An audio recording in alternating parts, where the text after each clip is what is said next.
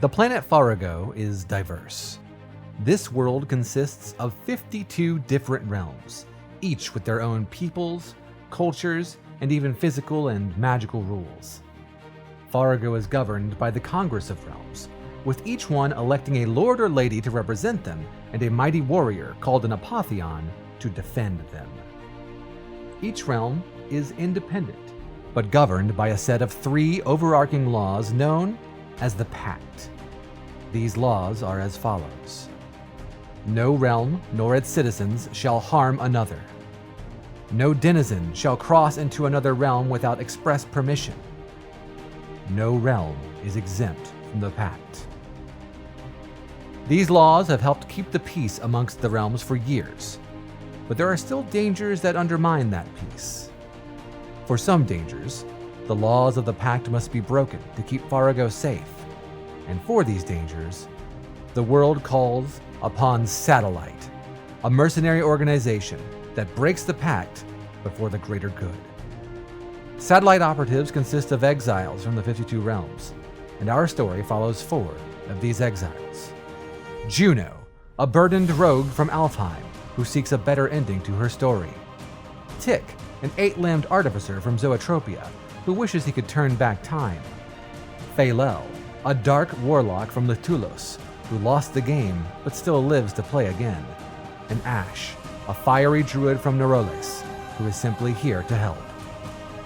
These 4 will undertake missions to protect the peace, protect the Pact, and find a new home in the world of Farrago.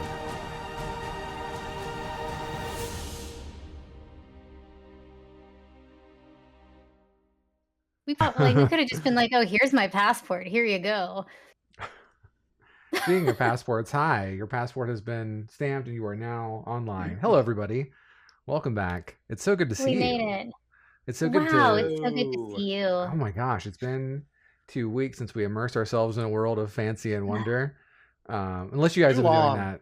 Yeah, have you all been doing that like all along? Just sort of immersing yourself in worlds of fancy and wonder and constantly. Is crippling anxiety wonder? Yes. If you look at it the right way. Well, then I'm on vacation 24/7. Yay! We are here. We're gonna play some Dungeons and Dragons for you. Just like previously. At this point, like if you're watching this on YouTube, there are 2 episodes before this, so like go back and watch those. If you're here live, that's wild because I forgot to advertise, but I'm gonna do that right now. Twitch isn't even showing me that you're on. I promise you I am. I promise you. No, I believe you. I think Twitch is just they've got something out in Twitch. That too. Oh well. I mean, I see it. I'm looking at you. Twitch. Well, actually, I'm looking at an ad, which I will watch.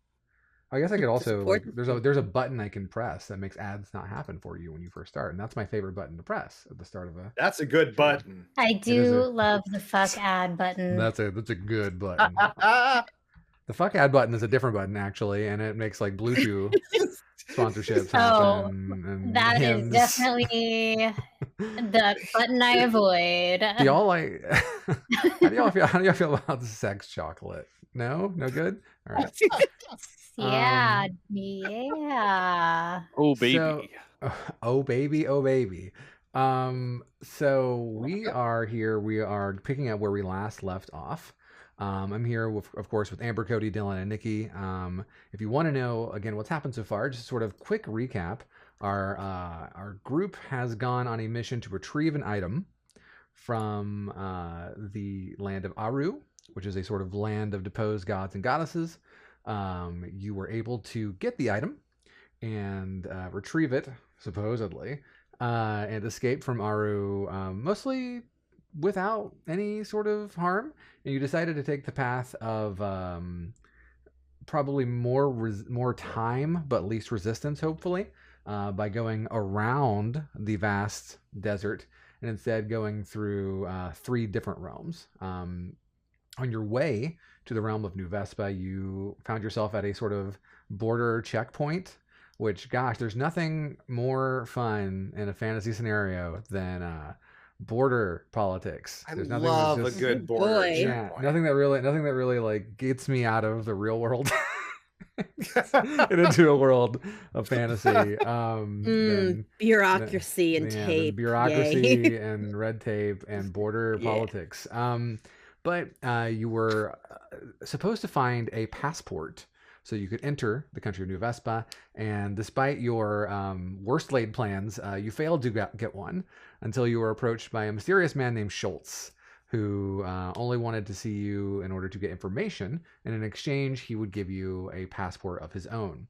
You gave him what little information you had. He seemed to know a little bit more than he was letting on to begin with. But nevertheless, you did indeed receive a passport from him. However, this is a passport that only lets you into the realm of New Vespa. In order to exit, you will have to have an interview with the president of New Vespa. So before we get started here, I'll put on a little bit of the New Vespa music here, and ambiance. But I want to hear from y'all. I'm going to do something a little new. This is something I've had happen at real life D&D sessions that I'm a part of. We're virtual. We're real life, but this is virtual. And these are what's called RP warm-up questions. Have y'all heard of these before? Yes. I used to call it hot Little seat bit. when I was in college. Hot seat is good. Hot seat, yeah, it's kind of basically it helps us build your character a little bit every session on top of what you're already going to be doing. So I'm going to ask the four of you a question, and I want you to tell me how your character would answer it. Now, the other characters, this is essentially OOC. This is only. This is the confessional camera. This is the confessional camera in the reality show. Love Island voting is going on right now. We can eliminate one of our four players, or me. You can eliminate me. It's fine. So here is my question for your characters. All right, and you can answer in any order, whoever wants to answer first. I would like to know, what is something that your character is trying to improve about themselves? And you don't have to answer any character. You can if you'd like. But yeah, what is something that your character is trying to improve about themselves? I'll go. Yeah, It's kind of shooting off the cuff too. Because we're still kind of building our characters on this journey. I know. I would say that as of now, my character Faylell's only goal is to increase her influence of power. Like in general. In general, yeah. And yeah, you don't have to. You can elaborate as much as you want or as little as you want. It's your character, right? So No, I would just say in general. Yeah, and without going too long-winded and for brevity's sake, I'll leave it at that. So Faylell wants to increase her influence and power. I dig it. Cool. The rest of y'all, what is one thing your character is trying to improve about themselves, or would like to improve about themselves? I'll go. Tick always just wants to learn more things and build cooler things, but then also he wants to be able to go home because he misses home, but he can't go home because he made a whoopsie. So he's trying to kind of do what he can to atone for that, even if it's changing his own timeline. Okay, so he'd like to improve on his mistakes. Yes, essentially. That's good. Okay. Sure. Valid. I like that. Cool. I can go next. Yes. Juno wants to learn to trust so that she can open up, because she right now doesn't trust anybody, and she's got a lot going on inside that sometimes you need to get that stuff out, but she doesn't trust anybody enough to confide in them yet. Okay. All right. So wants to improve her ability to trust people. Juno does. Okay. And finally, Nikki. Yeah, Ashe, I think, just wants to improve her sense of self and security. Okay, I like that. These are all good answers, and I feel like we learned a lot about your characters just from them. Hi, welcome to RP Warm-Up Questions. It's character building quick, bite-size, easy, fun, microwavable. That's like the pizza rolls of character building. It's great. Delicious. I just invented that saying, but someone out there can take that and put that on their little drive-through RPG PDF. So we are here in the. You are at the gate to the realm of New Vespa. You have your passport, and let's just, for the sake of brevity, say that you present your passport, and y'all are able to enter along with your driver Artemis. You are inside your all vehicle as the gate opens before you and allows you to come inside. And as you fade from view of the other guards, when your vehicle is sort of alone, it seems to change its shape once more, as it does every time you enter a new realm. And here it has become a brand new sports utility vehicle. Fully equipped with a nice spare tire on the back, just ample seating. There's a bike rack on top. It is just perfect for you and the family of 4, and no more and no less. Are we there yet? Are we there yet? Are we there yet? I'm sorry, I did it before Tick could do it. Okay. Sure. And I think it's important that people do be annoying before Tick can be annoying, just to sort of spread the wealth. That way, you have 2 people being annoying. Fair. So right, and then they don't become hated, right? Look, I can't have the entirety of the expectation of annoying to be on me. I need to share the wealth. Yeah, D&D is a collaborative effort. Yeah, exactly. Collaborative hatred towards one person or 2 in this case. So as your vehicle drives through the realm of New Vespa, Artemis talks a little bit about what you're driving by. That New Vespa itself was once actually an annex of a different realm, Avalanus, and it was a colony of that realm, and it rose to gain its sovereignty. It fought back, and there was a small little skirmish or whatever, and the people wanted their freedom, and they got it.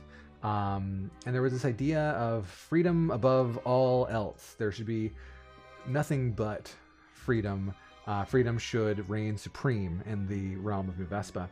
And this mostly translated into the rise of capitalism, and a sort of market economy that has tightened its grip over the realm of New Vespa.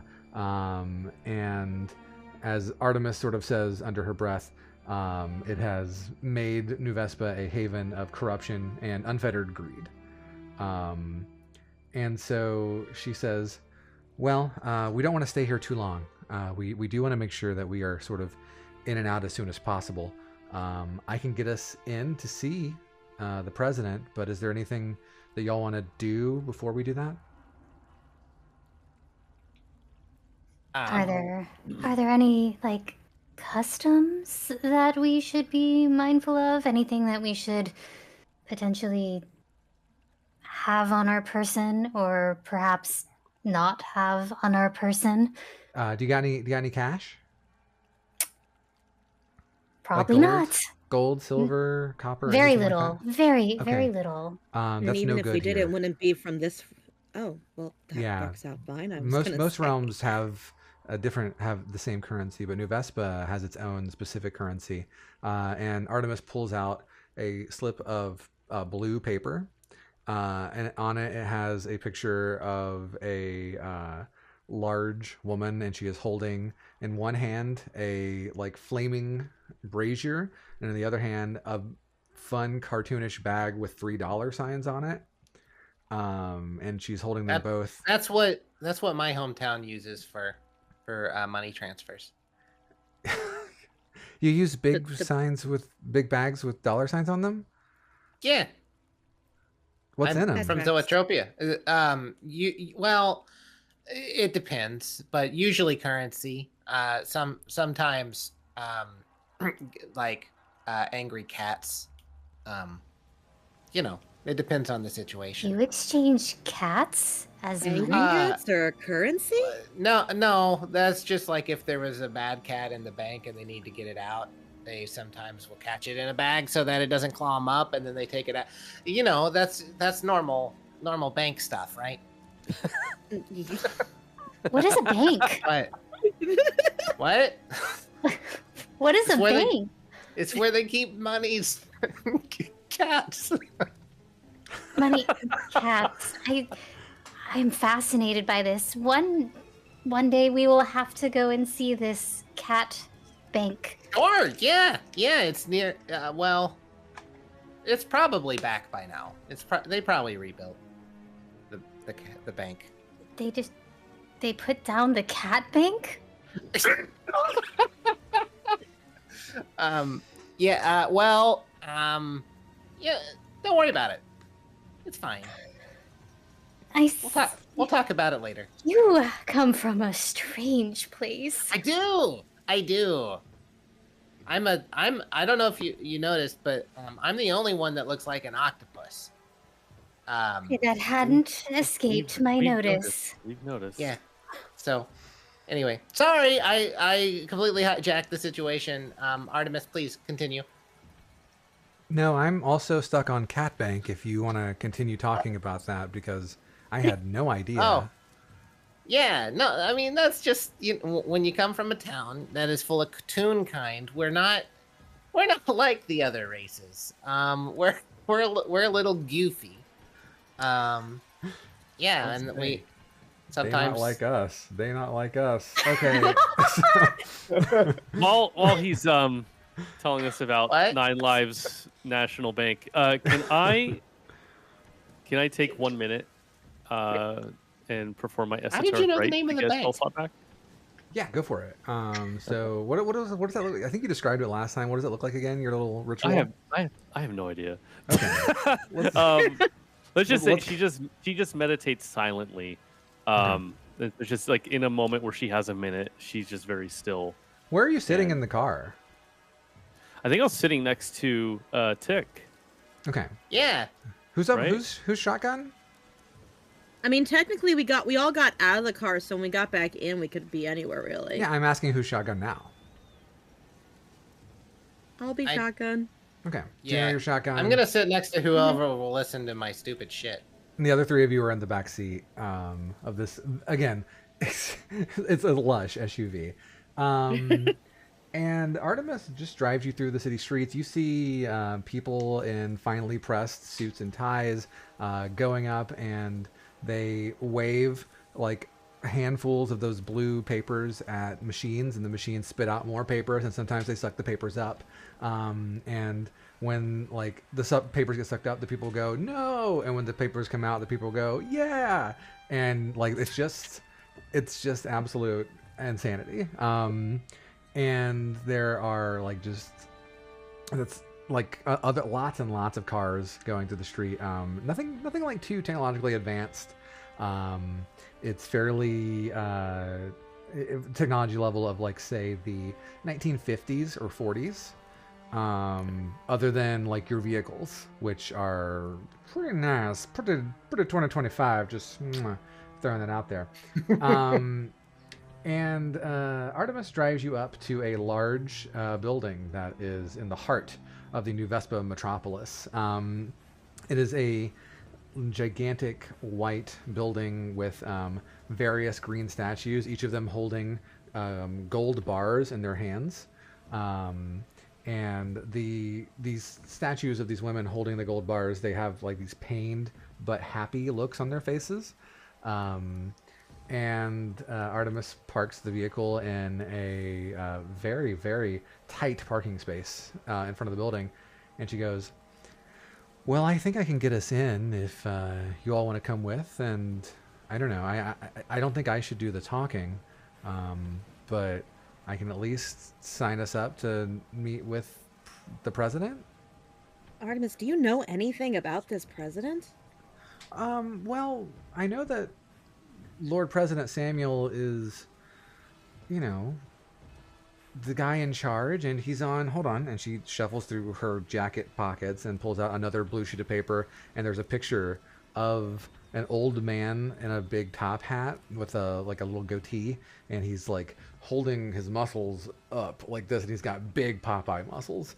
And she goes, I think he's on this one. This is the $47 bill, and she hands it over to you. The 47. The $47 Yeah, it's bill? the 47. Well, okay, so what does this currency's base work on?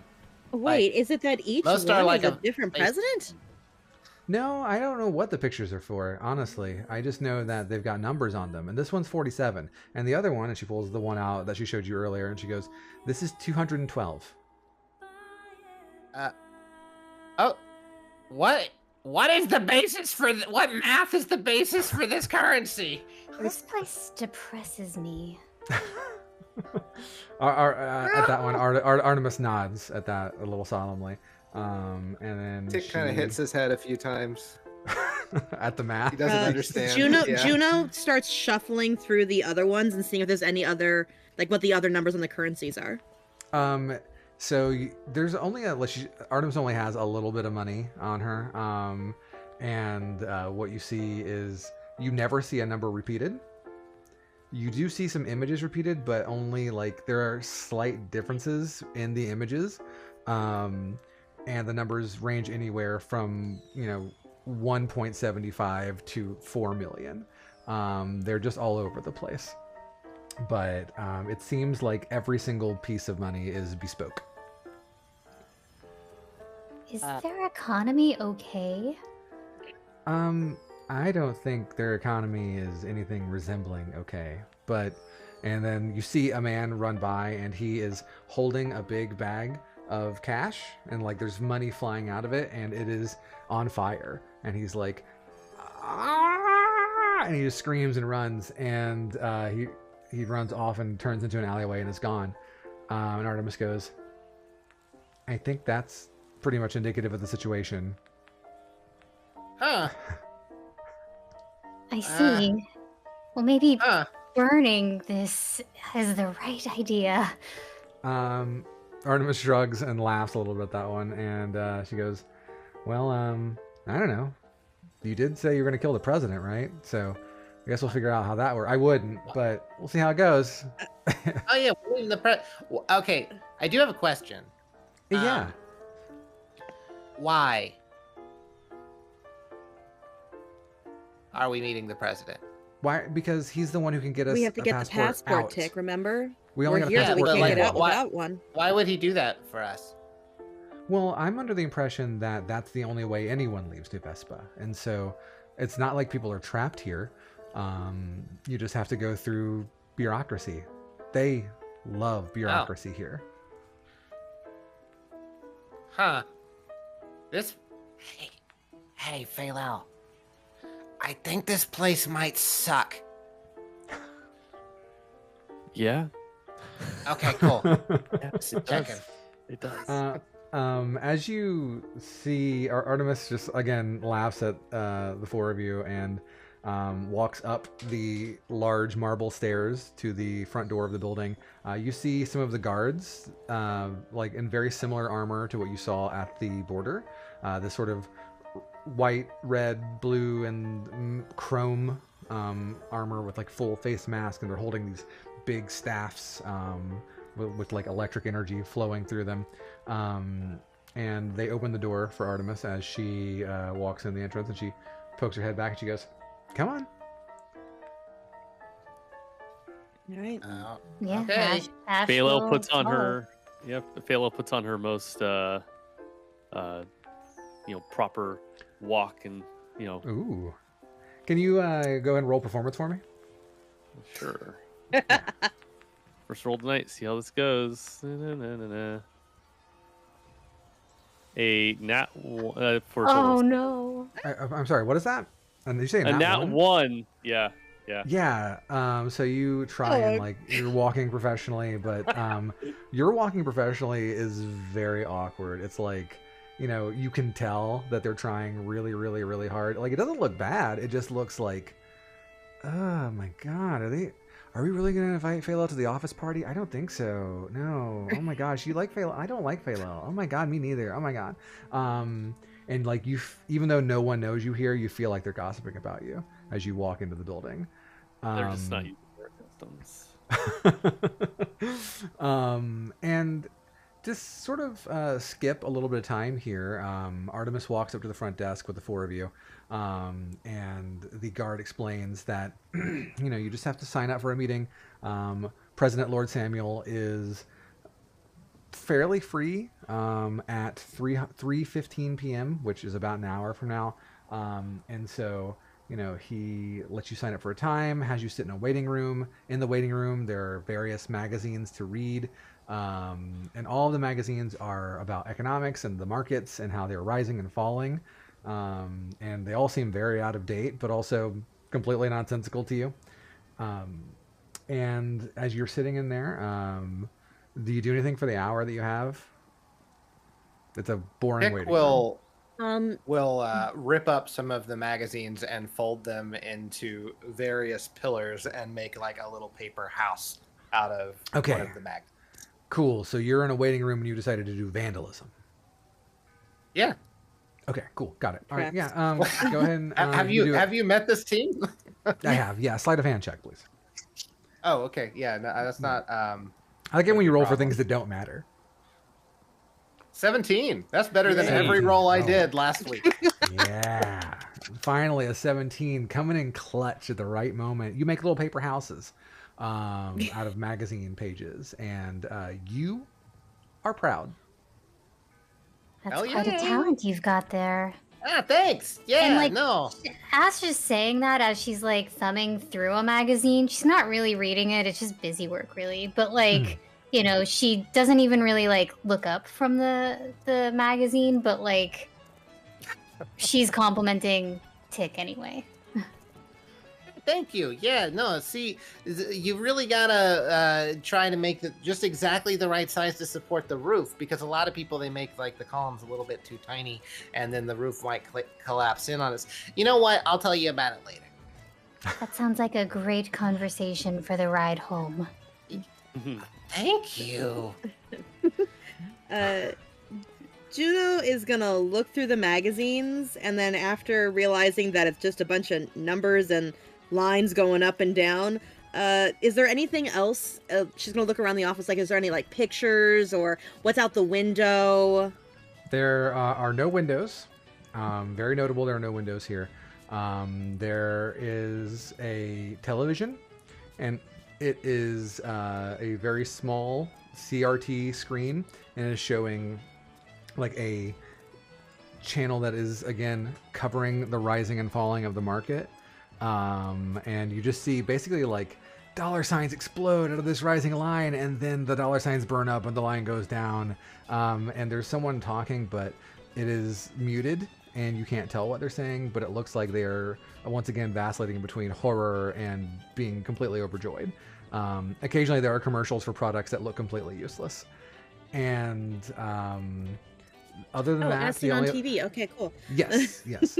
Other than that, the only other thing in the room is a water dispenser with no cups.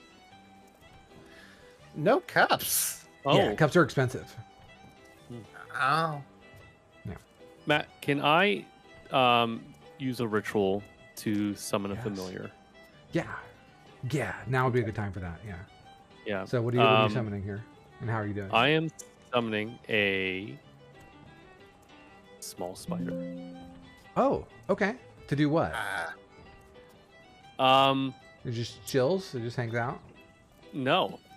I would say you just, if it's not seen, that a small, let's just say it's a spider, but for Nikki's arachnophobia, a beetle, Sure. small beetle, just kind of falls off her hand and goes and crawls underneath the office door. Okay. Is this Find Familiar that you're doing? Yeah. Yeah, okay. So we got a little beetle that goes beneath the office door. Like it's going out into the lobby where y'all were beforehand? Or going into the main, like, into office? the main office that we're waiting to get into. Yeah. I mean, just as your beetle goes in, the door opens, and a guard walks into the room, and he doesn't see your beetle for sure, but he does nod at the four of you, or five of you, and says, "President Lord Samuel will see you now." And he stands to the left of the door. Sorry. Do we refer to him as President or Lord? President Lord or Lord President will do just fine. Certainly. And he just stands there, and he does not move. Well, And he just stands next to the door. so then Ashe tosses the magazine back on the table and gives regards all of the people she's with, and then she heads for the door. Okay. I'm assuming, are the rest of y'all going to follow, or? Yeah. Of course. Okay. Yeah. So you Yeah, enter this... Tick looks a little nervous, but he'll follow. Sure. You enter this office, and it's a large, sort of oval-shaped room with a big desk in the middle. There are some windows here, but the windows, sort of like you came in on the ground floor, but it seems that the waiting room you were in may have been some sort of elevator device, because you are much higher than you were when you came in. The large green statue you saw as you were driving in with the lady holding the money bags is now eye level with you.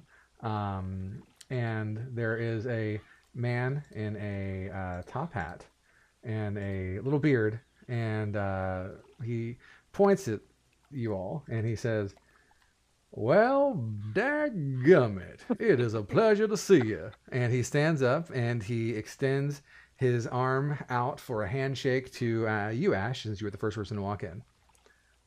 Ashe gives a firm handshake. Oh, boy.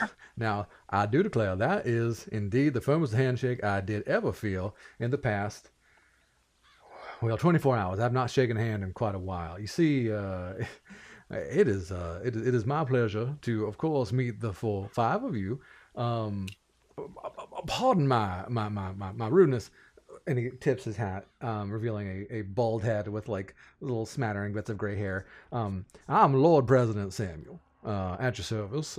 It is a rarity that we see new marks come into town, and it is just honestly a nice change of pace from the yes men and the drones who run my many businesses. So it is a pleasure to make your acquaintances.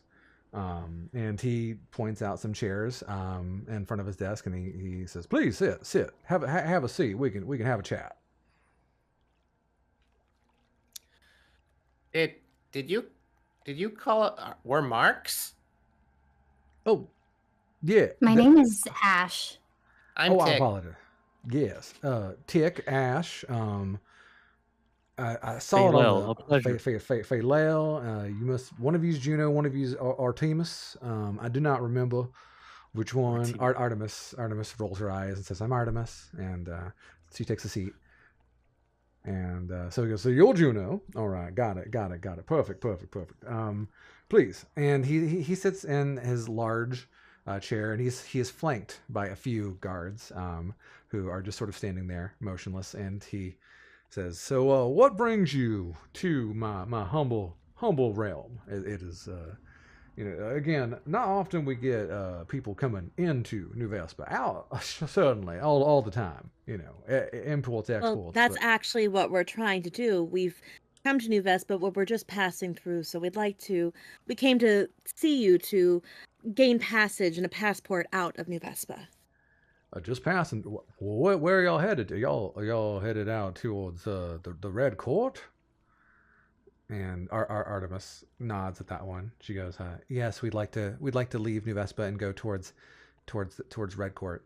And he looks up at one of his guards, and the guard just gives him sort of a side eye, and he goes, "Y'all trying to go to the realm of the blood drinkers? And y'all looking to get murdered or something? Because boy, oh boy, it's not a nice place over in the Red Court." we don't intend to stay. What's your final destination, Miss Ashe? Home. Home. Yes. I suppose that is where any of us are ever trying to get to. I do indeed. Where did you come from originally? On this journey, not where you're from. On this journey, where'd you begin? We came. Yes. We started in Aru. Yes, Aru. Okay, so you came from Aru. That means you must have gone through the manifold, and now you're just making your way through here, through the Red Court. I'm presuming you're then going to Silas. That's the only thing that really makes sense for the 5 of y'all. In fact, you and the jacket, you look like you might be from Silas. And Artemis shakes her head. No, not quite, but I've been. He goes, okay, that's don't don't really care. I would love to give the 5 of you a passport out of my humble realm. It's simple as me signing a piece of paper and handing it off to you, and then you can head on through the gates. And he smiles for a minute and he leans forward. That would be great. You can ask the question. Your generosity. No, you're supposed to ask the question that I normally get asked. How much? There is the rub. I think the first thing I would like is 500,000 new Vesper credits. I think it's pretty clear we don't have that. Artemis says, I could probably get that done. I could get that done. If you just give me some time, probably an hour or so, I could get that done. And he goes, perfect. You know, I mean, like, listen, it's the art of the deal, and that's what we're trying to do here, and we want to make sure that we're getting a fair deal. What's the other half of the deal? You said first you want the credits. What's the second? I like someone who listens when a man talks. That's really important, dear Juno. So, I've got a few other caveats that we might need to know. First of all, we clocked you at the border. We clocked you coming in.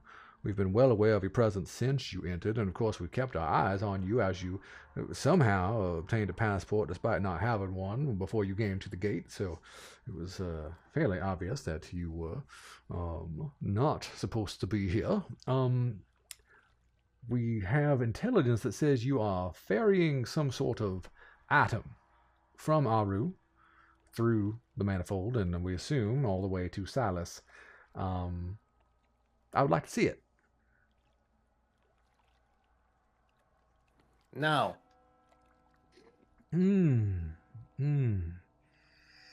Okay. And Artemis nods at Tick. Yes, we're not going to show you the item. And he goes, well, I mean, I do think that if you're trying to actually get what you want, you're going to need to, again, understand that you are not in the position of bargaining at this moment. I would like to see the item, but we can budge. We can budge on that one. Once we get the credits and get that all taken care of, and then there would of course be the third thing, which is. Well, I'm sending 5 people out of my nation into a realm full of bloodthirsty vampires who are going to potentially rip you limb from limb and drink blood from your skulls, you know, that whole kind of thing. So I want to make sure that you are not just being sent out to die, because frankly, that would be very embarrassing for me. Would it? Yes, yes, very, very embarrassing. We don't want you to be embarrassed. Public opinion and public image is so important these days. I wouldn't be too hasty. Once again, it is important that I just Juno, it is a pleasure to make your acquaintance above the rest of your ill-gotten crew. No, I want to make sure that the 5 of you are prepared for your journey. That you're not going to go there and I don't want you to get killed. You seem like fine folk. And you've been on quite the quest. So, I just want to make sure that you can hold your own. And he says, so, I'd like to test your mettle if that's okay. What kind of metal? And some more guards enter the room from various doors around. He goes, now I know you're going to think that this is some sort of trap or you're in trouble, but I promise this is normal, standard operating procedures. So, no, they're going to try and kill you, and I would like for you to kick my men's ass. Your town is weird. Is this just like normal here? Just yeah. Is this how everyone? Is this how capitalism works? Would you like to put some money on that? Yes. Oh, a betting man. Okay, well, I'm not sure what you'd like to bet here, Miss Faylell, but please state your terms. Well, if you're willing to bet on it, then surely, you either have the confidence in us that we could succeed and that we have the medal, or else you don't believe in us and we're gonna die here. Oh no! You're not going. My men will not kill you. That would be ridiculous. I don't want you to think that you're in any so what happens grave if we danger. Lose? I will put you into prison for the rest of your lives. Well, they're going to try to kill you. Yeah. Okay. No, you'll be put into prison for the rest of your lives. Yes. Got it. Yes. I don't want that. No, hey, I mean no one. Can I have your stick? And he looks at the staff that he's holding with the eagle on the end of it. And he goes, "You would like the presidential scepter?" I would. Yeah. Can I have that? Is that the bet? No, I just want it. We'll make it the bet. What? I was also gonna suggest you throw some passports in there. Yeah, that first. Yes, obviously. Well, I think maybe we're getting ahead of ourselves here. Obviously, if you are able to overcome my test for you, and I get the 500,000 credits, and then you let me see the item that you are ferrying, then yes, of course, I will give you the passports. That's the deal. And the stick. Why don't we make this the deal? If we can beat your men, we don't have to show you the item, but you still give us the passports. And the so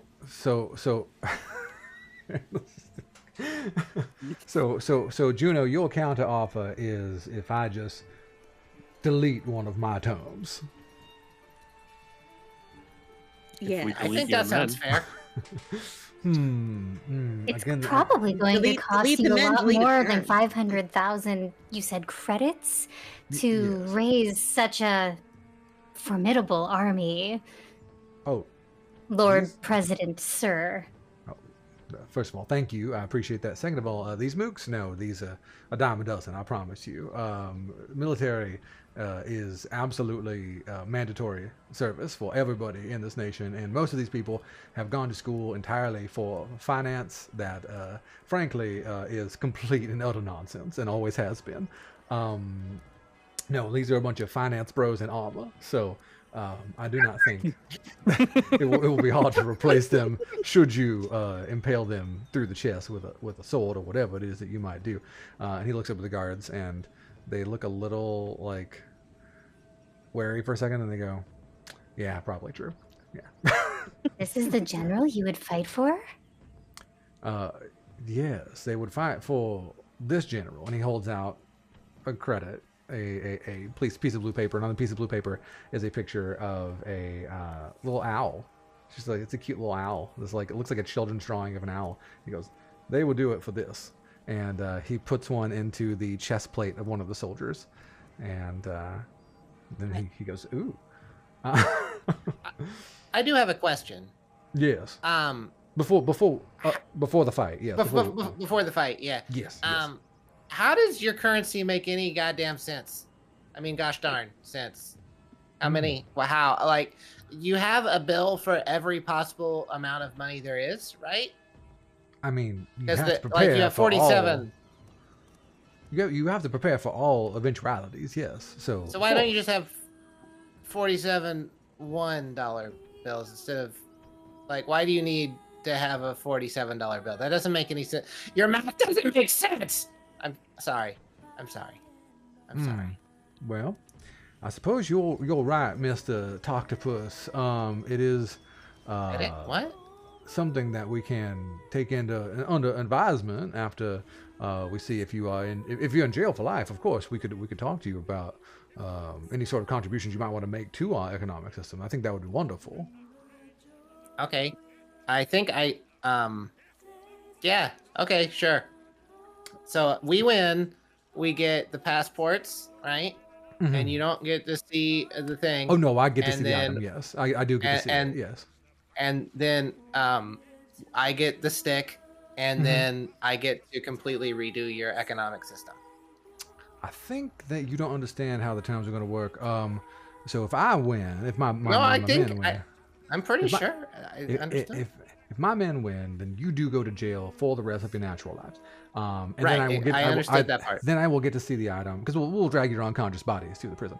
And then I will get to see the item, and then I will. I don't know, probably sell you for parts or money to science or something. Actually, And get the money. here's the thing. Part of the deal is that if we Right. actually do go to prison for life, then you don't get to see the item because the deal's over at that point.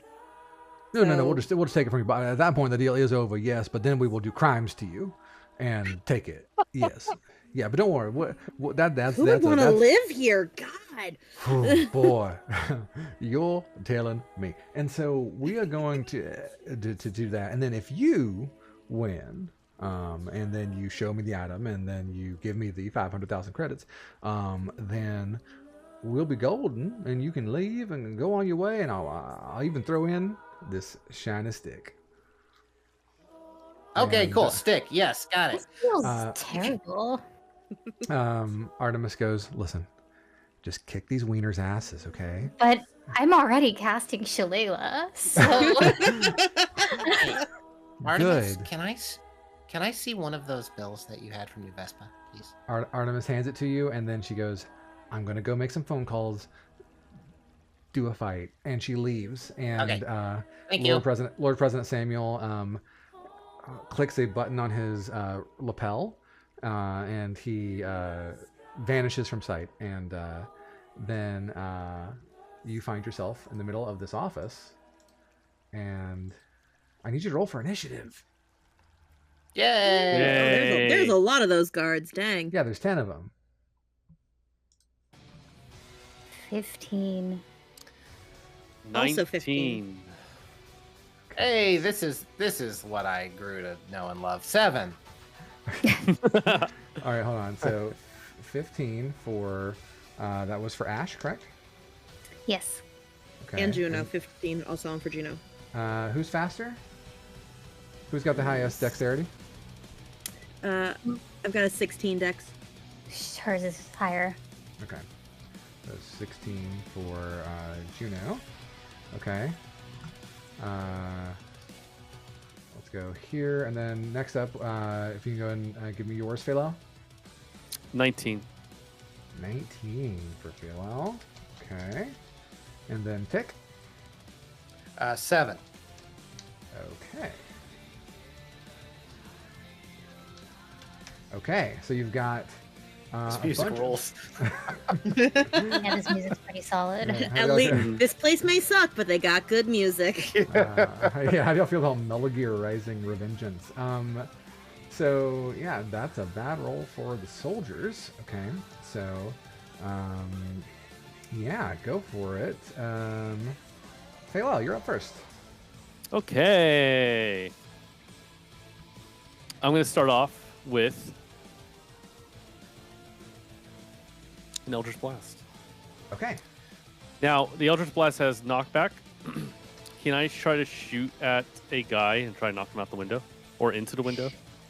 Ooh. Sure. Who are you hitting at? It probably isn't enough knockback. Well, maybe 10 feet would be at the window. Yeah. I will hit. Am I able to ping Yeah. the map? Just You hold should be. click. This guy. Okay. Sure. Okay. Just roll for attack here. Does a 11 hit? Does an 11 hit? I believe an 11 will not hit. Okie dokie. For that, I will go ahead and. Man, we haven't used this in a few weeks. Let me select my person. And I'm just going to run up here. Okay. Yeah. I climb up the wall. No. Yeah. And there's no snapping to the grid here, so just I don't think so, but Yeah. I don't believe there is. Yeah. So just I'll like just the send her radio up. Yeah. There you go. Okay. Cool. Anything else for your turn, Faylell? For now, no. Okay. Cool. Next up, I believe, is going to be Juno. Okay. I can't remember how to do the movement measurement line thingy. What are you trying to Click do? the ruler on the There left-hand we go. side. I just figured that out. Thank you. Mhm. All right. So I'm going to move to. How do I pick myself up now? Oh, that little thing there. So I'm going to move to this guy right here. Okay. And I am going to attempt to stab him with my psychic blades. Go for it. Yeah. It's gonna be a 24. That's gonna hit. Yeah. Oh yeah, I should hope so. So that's gonna hit him for if the thing would go away. Come on, D&D Beyond. I would like to roll, thank you. Oh man, 6. Okay, for 6 damage. Got it. Cool. Yeah, and then let me see. And then I'm trying to remember the psychic blades. Damage types. Because I believe as a bonus action I can strike again as long as I'm hit, or is that at the next attack? I can't remember. If I did this. You don't have a second attack, right? I don't have a second attack, but in my bonus action, I believe that if the first one hits, I can technically attack again as long as my one hand is free. After attacking with a psychic blade on your turn, you can make a melee or ranged attack with a second psychic blade as a bonus action on the same turn if your other hand is free to create it. Yeah, so do you have a free hand? I do have a free hand. Okay, go for it. So I'm gonna try and attack a second time. Well, that's an 11. That does not hit, so he ducks out of the way of Okay. this second one after you sort of... Like, what does it look like when you hit them with psychic knives? I mean, my What do you- visual. what do they look like? One after the session's over, I can show you the picture I had someone draw of it. Sure, yes. Potentially. But I tried looking it up to see, like, I guess more or less, am I allowed to kind of determine for myself what these look like, or do I have to go Yes. by like normal? So Nope. for the most part, it's a blue blade, like almost like a dagger that kind of sticks out of the hand, but it's not actually like holding in her hand. It's just kind of her hand kind of is the hilt of the blade. And it's Okay. like a short, almost like a dagger length, sort of, and she can make it larger or smaller depending on the type of attack that she's using. Okay, cool. Got it. Very neat. All right, so you stab this one guy. Like, it does psychic damage, right? So it's kind of just like Yes. ghosting through them and then like coming out. I'm assuming. Again. Yeah. All right, cool. Anything else that you do with your turn there, Juno? Since I did the bonus action with the psychic blades, can I also disengage or not? No, you cannot. That is your bonus. You have one Okay, bonus action. and that's what I thought. Okay, so then I am good. Okay, so yeah, if you try and move away, he will take an opportunity attack. So. Okay. Okay, cool. Next up is Ashe. Yeah, so Ashe is going to mumble something in Elvish, and that is the wrong game. And her little fiery treant friend is going to spawn right, like, over on top of the chair, I guess, where I'm hanging. We need to make and a I little, need little token for him. I know I should make a little like token for it. I can draw it. Is this hold on, can I use this one? I gotta purchase that one. We'll tell me when we want to do it. We should want to purchase it. We'll do this one here. Is that anything? No, I don't know what's happening. I might have just ruined the entire game. Whatever. All right, we'll just. No, I don't. You're good. Here, I'll just paint like a little red X right here. Okay, cool. And I need both of the guys flanking it to make a dexterity saving throw, please. Got it. We can make that happen. Sure. Let's see. Dexterity saving throw. I'm going to do the same roll for both of them. Sure. It's 9. Cool. So they are going to be taking 2d6 fire damage. Let me get those going. So they're going to be taking 7 points of fire damage. Okay. And I am going to just kind of stay right where I am. Perfect. Okay.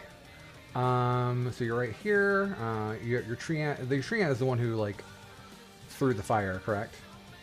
Yeah. As when it spawned in, it did like a circle of fire around it. Got it. And creatures within 10 feet of where it Very spawns. Cool. Yeah. Is it sitting in the chair like a?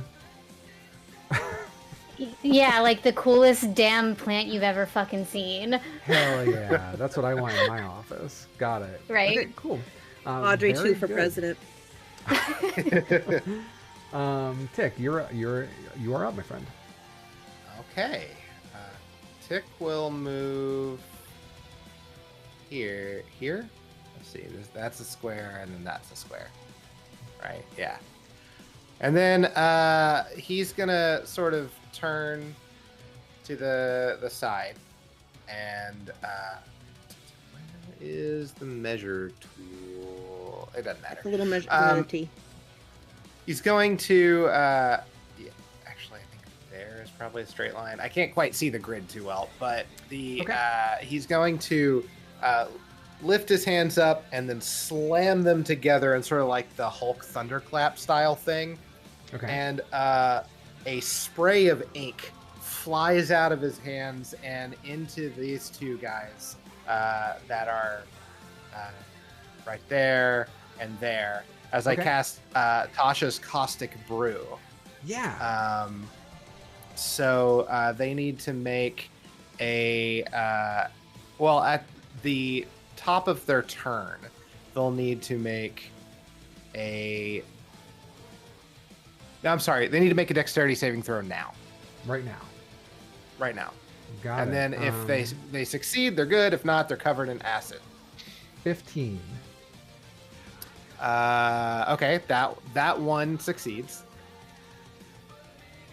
Okay, all right. I'll roll separately for them. For you. Oh, okay. I'm sorry. A 10 for the second one. Okay, that one fails. For the one furthest away, we'll say. That one is covered in acid. Okay, And will take 2d4 acid damage at the start of each of your turns for a minute. Ooh. 2d4. Yeah. Okay, Not a huge amount, but it's something. That ain't bad. That's ain't it. Bad. Cool. Anything else? You're done? That's it. All right. If you want to go ahead and roll for that acid damage then, because it's the beginning of their turns. Okay, cool. 6. Okay, 6 total? 6 total. Got it. Cool. Awesome. Take 6 acid damage. Can they get rid of that, or is it like based on where they're standing, or is it it's until the spell's duration or until it uses an action to scrape or wash the acid off itself or another creature. So they'd have to waste their turn wiping it off. He will 1000% do that. Sure. Okay. Get that. Yeah. Yeah, that is his action, and he is going to he's going to move up right next to you. Okay. And that's it. This is, I believe, that is his whole thing. Okay. Let me double check. Yeah. This one is also going to come up to you. And he's going to swing his stun baton at you, Tick. No. Got it. Cool. Yes. I forgot that you What? can just say no to being attacked. So Yeah. that's the thing that What? you can do. You guys act like that's weird. It is going to be 15 to hit. I don't. If it meets, it beats. Got it. Cool. That is going to be. It's going to hit you with 5. It's going to be slashing damage essentially. It's Okay. technically electrified, but it's slashing. Okay. So 5 damage. All right. Okay, so that is these two. Let's move this one over here to you, Ashe. This one's going to attack you. And this one's going to attack you for 21 to hit. That hits. Okay. And it's going to be 4 slashing damage. Okay. All right. Can your tree take damage? Sure. Okay, this one's going to try and attack your tree. Yeah. That's a sentence. Another 21 to hit. That will probably hit. Yes, it does. Okay. And 7 slashing damage. Got it. How's your tree looking? Fine. Okay, this one also attacked your tree. Okay. They're upset. I get that, sure. 13 to We hit. hate trees. Why aren't I'm you sorry. money? What was the attack? 13 to hit. Okay, that hits. Okay. And that is going to be 5 slashing damage. Okay. This one is going to attack you directly, Ashe. Okay. 12 to hit. That does not hit. Not hit. So this one swings its baton at you. And then we've got these final 4 over here, and they are going to spread out pretty evenly. As these two are going to come up and attack you, Faylell. The first one is going to be 10 to hit Miss. and 22 to hit. Hit. Okay, that's going to be 6 slashing damage on you. And finally, over here at you, Juno, these two are going to slice at you with their batons. Can I attempt to dodge? Is that a reaction that you have? I have actions in combat. I have dodge. So an action is you take that on your turn. On my turn? Okay.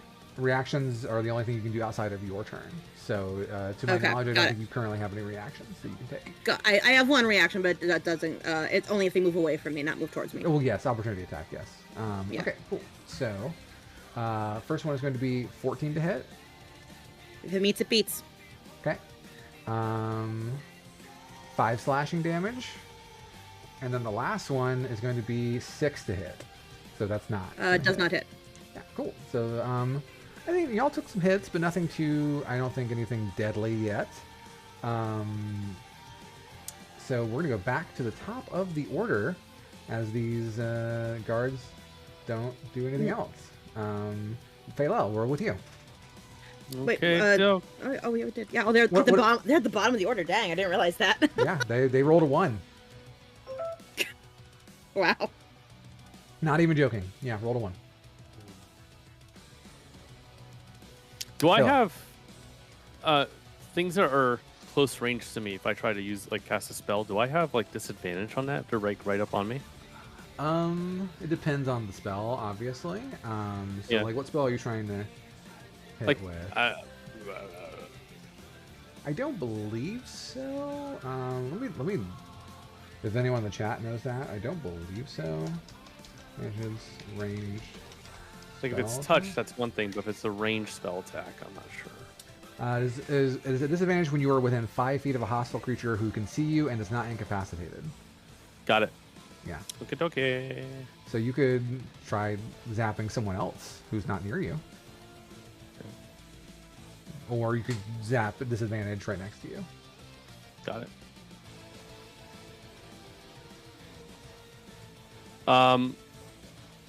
I would like. Damn.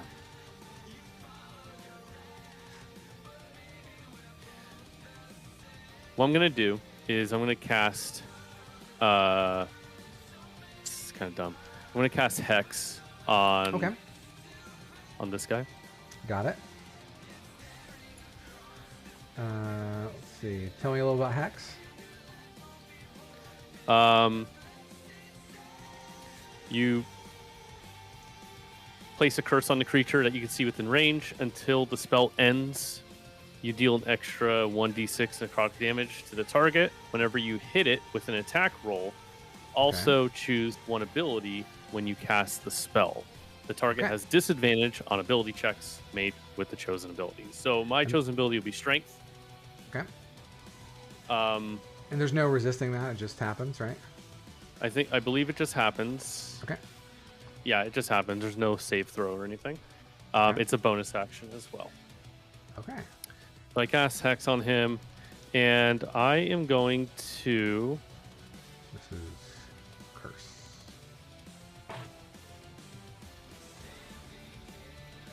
Whip out my dagger Okay. Ooh. and poke him. Okay, got it. Does a 16 hit? It does. Okay. 6 damage plus the 1d6 hex. 1d6 hex. Another 6. 12 damage. 12 damage. Okay. And what is like? It's necrotic damage, correct? Yeah. Okay. Yeah. So where are you stabbing him? Just right in the stomach. He comes up right at me, and like my hand just kind of comes out of my cloak, and a knife just goes straight into the stomach, right in front of me. So you stab him in the gut, and he looks down at you, and he looks up. I mean, he like grits his teeth for a second to growl at you. You can't see it behind the mask, but you can tell that he's angry by the attack, and then suddenly there's this like explosion in his abdomen as this necrotic force like melts his armor around his body and like just sort of decays it into him, and he dies instantly. And Faylell just chuckles to herself like. Anything else, Philo? That's all I got. All right, 1 down, 9 to go. Next up in the order is Juno. All right, I'm going to attempt to stab with the blade that's still out. The one I hit the first time. Yeah. That's gonna be a 23. That hits. All right, and he's going to take an additional 7 damage. Okay. And again, this is psychic damage, right? This is, I believe so. Yes. Yeah. So you stab him with a psychic knife, and you see his eyes just like turn white, and he falls to the ground, gone. All right, and then while he is down, I'm going to, since I hit him with that one, I'm now going to attempt to hit the second one with my bonus action with the second blade. Go for it. 13. That hits. All right, so he's going to end up taking 7 damage. Okay, got it. Perfect. 7 is a good amount of damage. All right. Anything else there, Juno? Nope, I already used my bonus action. Okie dokie. Then I believe we are up to Ashe. Yeah, so Ashe is going to just try to use her staff to hit the guy north of her. Okay. Just like over the head. And you shillelagh'd prior to battle starting, correct? I did, yeah. Totally okay. So let's see. Oh, that's gonna be a miss, probably 11. That does miss, yes. That's fine. And then as the bonus action, I am going to have my fiery treant friend throw a flame seed at the thing that I tried to hit. This guy right here? Sorry, Pinkity. Yes, that guy right there. The guy north of you? Yeah. Okay. Uh-huh. And so spell attack modifier to hit. Okay. Just roll a d20. There isn't a button for it, so. Sure. Oh, that's also going to miss with a 3. Yeah, a 3 is not going to hit. That's okay. It's like a little grenade, basically. Yeah. Okay, got it. He looks And down then- at it and he's just like, what the hell is that? Don't worry about it. And then if my little tree guy were to move, it would provoke an attack of opportunity, right? It would, yes. Okay, then he's gonna stay right where he is for now. Yeah. Okay, cool. Tick. Yeah, Tick will hit the guy that I damaged before. I think that's the one right in front of me, right? Can you are you able to see y'all able to see the nameplates they put on them? No. No. Okay, cool. I just see really cool. That's GM. Yeah, we information just see the only. Good to images. know. Cool. Now love that. I will say I'm noticing because I'm watching the stream as well. I can see more stuff on your end of what like when you're clicking stuff than on our end. That's okay. The only thing you would be able to see that I would care about is I'm keeping track of damage on roll 20 here, since there's 10 of them. Sure. And I was fine if you could see it too. But the one you've hit is to the south of you. Yes. Okay. Cool. Yeah, I'll hit that one with Hour Hand. Okay. That's your describe our hand for us one more time.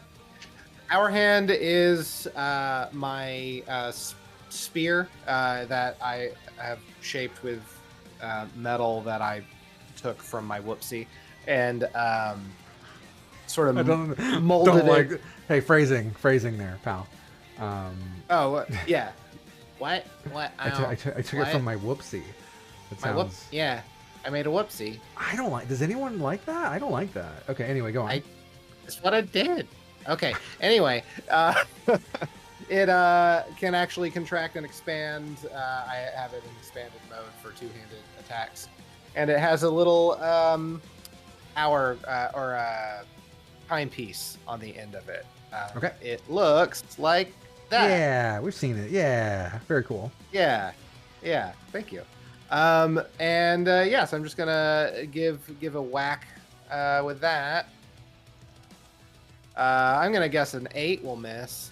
That does miss. Yes, Yeah, but it was a cool miss. it was. It was very cool. Yes. Yeah. If you had to be there, but it was. They'll tell stories about how cool it was. Anything else That's there, it. Tick? That's I'm it. good. Okay. All right. The soldiers are going to attack y'all again. Tick, there's 2 on you still. We're gonna go with a 15 to hit. That one hits. Yeah. Okay, and that's gonna be 2 slashing damage as he sort of just nicks you a little bit. Okay. But the Ow. second one gets a natural 20. No. No. That I'm is going to be. gonna need you to roll that again. He's not going to. He's just going to roll Okay. double damage, which is 8 slashing damage. I don't like it. Okay. That's too bad. You're not supposed to, I think. How you looking there, Tick? I've been better. Sure. If I were to put a number on it or a percentage, I would say I'm about I'm less than 50% good. Got it. Yeah, that makes sense. That makes sense Yeah. that you would put a number on Not it. great. Uh, Yeah. If I was to put a percentage on it, a number uh-huh. would Yeah. be. Don't tell them that. Ashe, a 9 will not hit you. Will a 16? Will a 16 hit me? No, it won't. Ooh, I love that. So you dodge out of the way of 2 different attacks. Mm-hmm. As far as your tree, a dirty 20 and an 18. Will those hit? Both will hit. Okay, you're gonna take the tree will take 13 slashing damage. The second hit doesn't matter. Oh, okay, got it. All right. I mean, we'll say they attack simultaneously, and that's still gonna take their whole action. So Yeah. your tree is gone, correct? Correct. Okay, cool. We'll sort of get rid of him there. Poor little guy. Does he have thoughts and feelings? Yeah, it's Okay. a living being. So it's really sad when this happens, right? Yeah. Okay, cool. It makes just a wanna- really horrific sound, and I hope they have Yeah. nightmares about it until the night takes them. Can you make the sound really quick?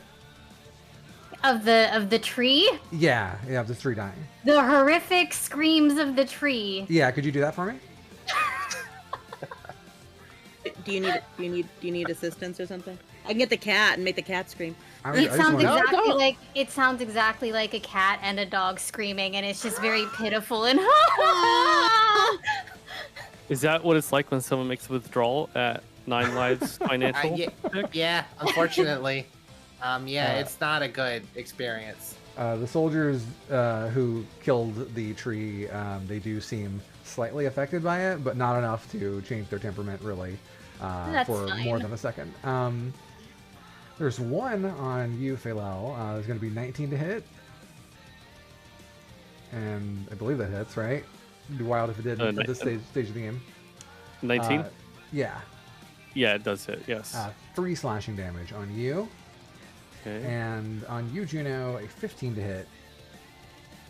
That hits. Cool. That's going to be 4 slashing damage on you. These guys, I don't know if you figured it out so far, they don't have a lot in their repertoire. They just have numbers. So we're back at the top of the order with our good friend, I believe, Faylell.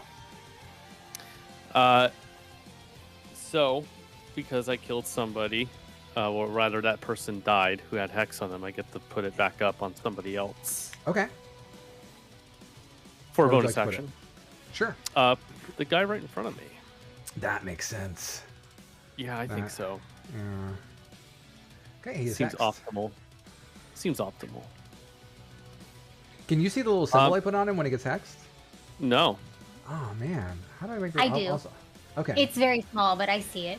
Yeah, it's one of the top right corner of his little circle. Yeah. Oh my It's God, like a that little is small. swirly symbol. Oh yeah, I see it. I see it now. Yeah. Okay. All right. He's Okay. hexed. I just zoom in, but I'm gonna try something a bit risque. So because he's right on me. You say I'm risque, going- like it's sexual, like it's. Oh, you know it, baby. I'm gonna Eldritch Blast him. Try and knock him Got away. it. Yes. Okay. This Perfect. is with disadvantage, though, correct? Yes. This would be with disadvantage. Do I have any touch spells? No, I don't. Okay. So I'm gonna roll twice. Take the lowest.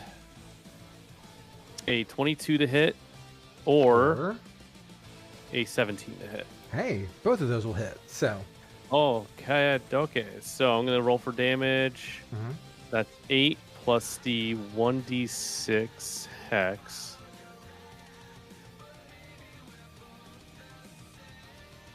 A total of 17 damage, and he gets knocked back nasty. 10 feet. 10 feet.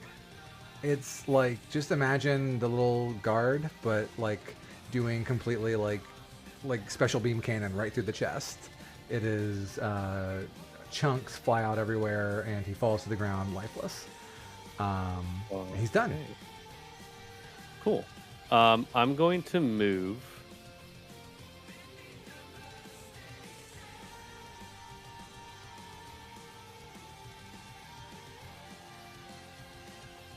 Where are you moving? Right next to Juno. Okay, perfect. Cool. Then I believe it is we are on Juno's turn. Juno, what you got? Yes. All right. Well, I was going to do something more elaborate, but I realized that this guy, he don't look good, do he? No, he looked bad. No, he looked real bad, right? Okay. Yeah. I'm just gonna stab him again, but I have Vex, and since I hit him with my Psychic Blade on the last turn and did damage to him, I actually have advantage on this attack. Okay, let me see what. It's under Vex- action. Under actions. Vex.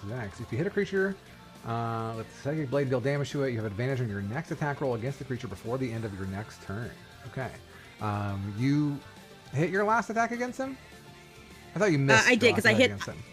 No, I hit both of them last time because I hit the one, That's right. killed him, and then I hit the second one and did damage Right. to him. It was the one Okay. before that I didn't do damage. Got it. Okay, cool. All right, so yeah, you have advantage.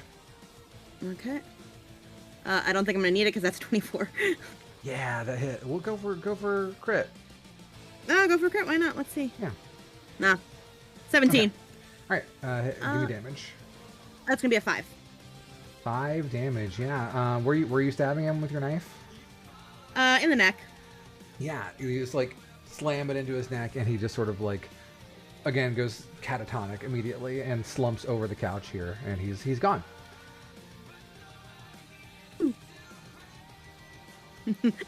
I high five Faylell. She's right next to me. Cool. Is that your action? Ah, I'm joking. You can high five for I know. free. Yay. Assuming Faylell, do you accept the high five? Yes. I would say Faylell goes to fist bump and then a high five, and it's just kind of awkward. It's like it's kind of fumbly. Like I go to high five, she goes to fist bump. I go to fist bump, she goes to high five, and then we just kind of shake our hands at each other. And Got like, it. We're level Yeah. 3. We're not that cool yet. Sure, Yeah. But that's Chekhov's fist bump right there. It's gonna come back later, and we'll be waiting on it in episode 37. It's gonna be great. Anything else there, Juno? I'm just going to. Can I move? I'm trying to think. Yeah. And I still get my bonus action, right?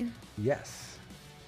Let's see. Can I attack? Wait. Can I move? You still have all of your movement, and you still have your bonus action. I don't. Well, in my bonus action, I really don't have anything I can do in my bonus action because really my bonus action is just stuff for fighting at this point. And I really. I can hide. Let's hide behind the sofa over here. Sure. So I'm gonna move over. I need to pick you up. I'm gonna move over here. I'm gonna hide behind this. Actually, you know what? I was here, right? I'm gonna hide behind this bar. Okay, cool. Yeah, that's great. You're down here hiding behind the bar. I love that for you. Yep. All right, cool. Ashe. Yeah, Ashe is really upset that you killed her tree friend. No.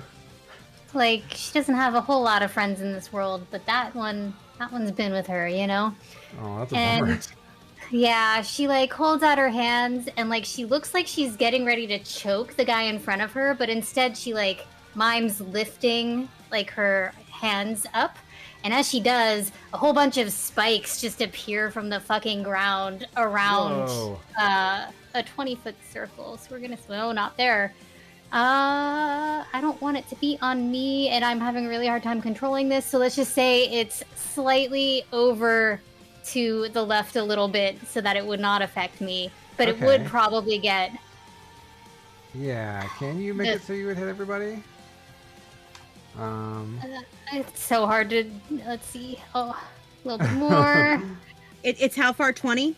20 feet. Yeah. About there. Okay, I think you would miss the top right one, but you can hit the rest The of top. them. That's fine. That's fine. Yeah. Okay, got it. Cool. All right, go for it. So how does this work? Yeah. So Spikes just right now, rise out of the ground. spikes rise out of the ground. It creates difficult terrain for the duration. It's a concentration spell. Okay. And so whenever a creature moves, whenever they move 5 feet, they take 2d4 piercing damage. Okay. Yeah, as far as I know in BG3 they do, but I don't think in D&D they do. I don't think they take damage as soon as it's cast. Okay, got it. All right. And then... but if they move, they'll take damage. Correct. Okay, got it. Okay. And then she will also, as her bonus action, cast Healing Word on Tick. Thank you. Yeah. Nice. I don't see the circle. Yeah, I don't see a way to I like saw actually put it down. I saw it the so- first time. I think it's called ping. It'd be around Like there. If you right click, you can hit ping everyone, and it should show. You see a big red circle? Yeah, I see. Okay, Yeah, it's around that Yeah. that ish. It's like that, yeah. Yeah. And then Tick is gonna heal for 9 points of Thank you. Beautiful. I love it. Thank you so much. yeah. They're spikes. They're like plant spikes, so it should be green. Yeah. Perfect. Yeah. Okay. Cool. Anything else, Ashe? That's it. Okay. Tick. All right. So Tick is going to thrust our hand into the gut of the guy right in front of him, and then do the little motion that causes the head of the spear to split into 4 different directions. Okay. Like that. And then it shoots a laser as I fire inflict wounds into this guy. Ooh, okay, got it. What is that, an attack roll, I believe? It's an attack roll. Okay. Oh my fucking god. Oh, that's a nat 1, so fuck that. Okay, so that was bad? Yeah, no, it's a +4, so that's a 5. Yeah, it doesn't work, it doesn't hit. But Yeah, it looked no. cool. So you open it against him and it just does nothing? Like, we'll say I it guess fizzles. I just miss. I guess I thrust forward and he steps to the side. Man, we've all been there. So there's just a little bit of like just sparks come out, and then like it looks like your stick is just malfunctioning. And do you do anything else, Tick? Incapable. How does Tick react to his stick not working as expected? He looks like this. I see a stick. You're still a stick on my screen. Oh, sorry. He looks like this. I don't like it. Cool. I'm here for that. All right, then it's back at the top of our 1, 2, 3, 4, 5, 6 remaining soldiers. So we're gonna go with the 2 around Tick first. And once again, they're gonna try and hit you with their stun batons. One is gonna hit you. It's 5 to hit, and the other one is 22 to hit. All right, first one misses. Second one is super hits. All right, 6 slashing damage to you. Okay. 2 on you, Ashe. They will not be moving. And it's going to be 18 to hit and a 16 to hit. The first one hits. Okay.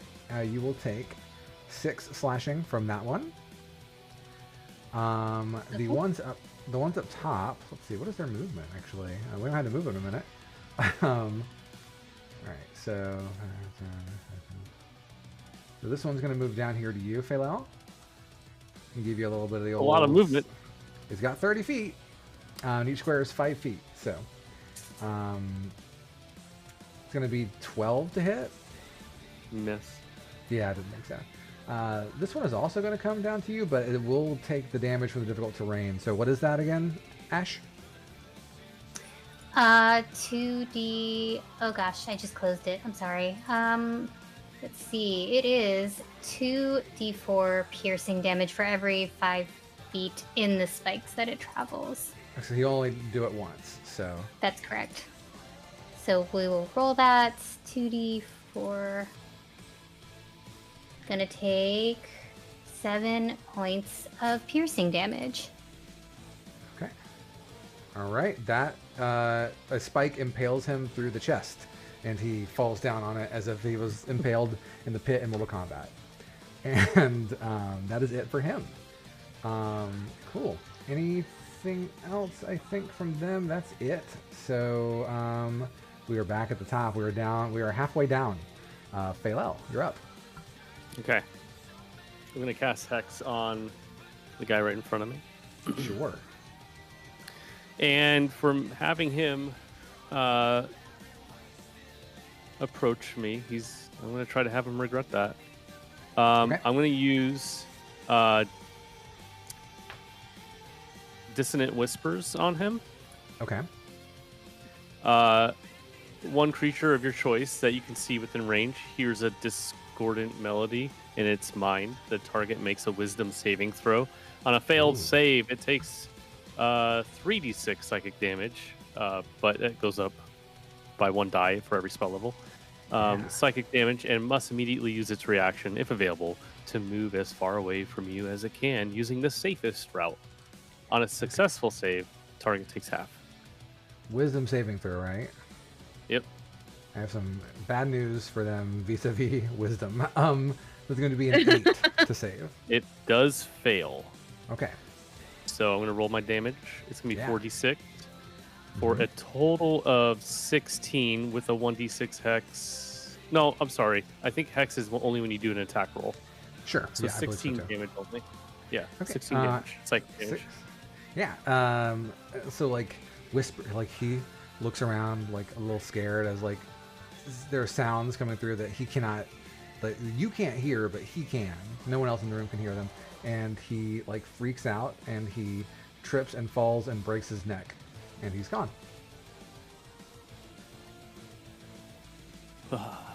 Anything else, Faylell? That's my turn. Actually, I'm gonna move. I'm gonna move. Yeah. I'm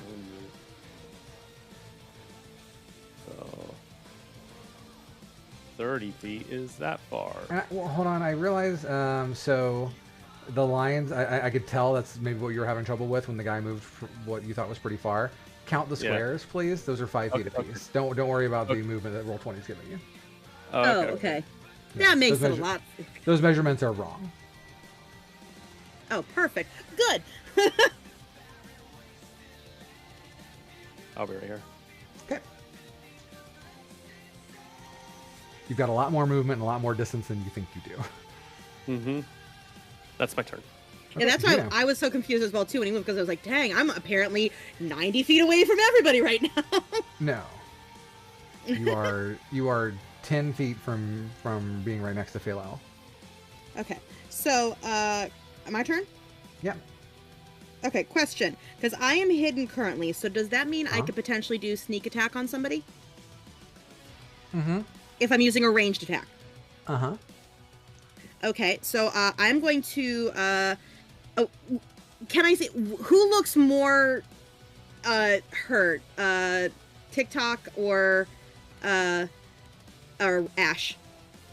Or should I say, let me say, which guy looks the most in pain of the four remaining? Of the four soldiers. Yes. Sorry, that's what I'm The saying. only one who's been damaged is the one to the south of Tick. Okay, he's the only one that's been damaged? All right, then I'm going to aim for the one that is to the side of Tick. Okay. I'm going to let me see. I wrote this down. I'm going to use my bonus action to use steady aim, which gives me advantage on this attack. Nice. And since I'm hidden, if I hit, he also takes an additional 2d6 of damage. So let's hope that he hits with my short bow. Go for it. Gonna be a 15. That hits. Oh baby! All right. So initial damage is going to be 6, and then he's going to take an additional 2d6 of damage on top of that, which is going to be an additional 2 nat ones. Wow. Love that. Gross. So Yeah. 8 damage total, right? Yes. Okie dokie. On specifically this one. Yes. Okay, cool.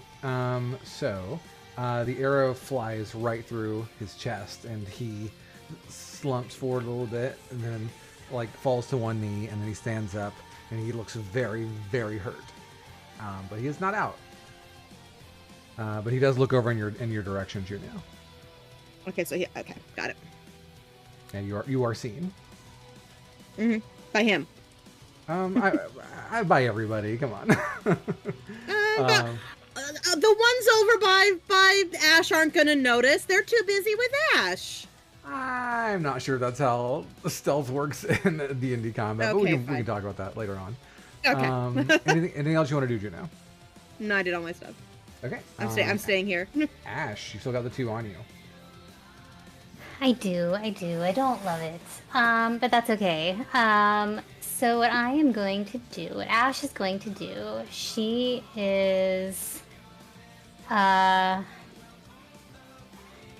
she's gonna do something really stupid, and she's gonna take, I love the addition to the... It was important to me that the Very spikes good. are there. It was very good. No, I appreciate it very much. She is just going to,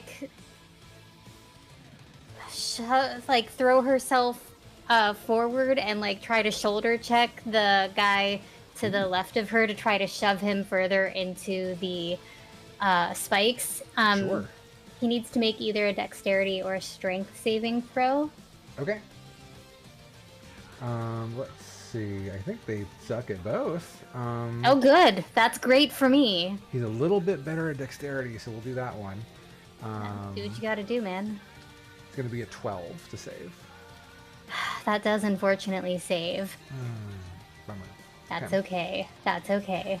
And then I don't think I have a relevant bonus action, so I'm just gonna hold my ground. Okay. Okay. All right. Got it. Tick. Talking's a free action, right? Yeah, all day, baby. Okay. I'm going to. So the one that was hit, was that the one to the south that was already damaged, or the one to No, my now, south? now, the one to now, the yeah. yeah. Now both of these soldiers are damaged. Okay, of the two you're of them, looking which one looks specifically- less damaged? The one to the south. Okay. I will talk to the one to the south real quick. Like, hey, would you work for us now, please? I will pay you 1 billion new Vespa monies. He stops for a second and make a persuasion check. Okay. Persuasion. 17. Okay. He looks at you and he says, "Show me." Okay, I will reach into my pocket where I had the 47 that I got from Artemis and cast magical tinkering on it as I'm pulling it out.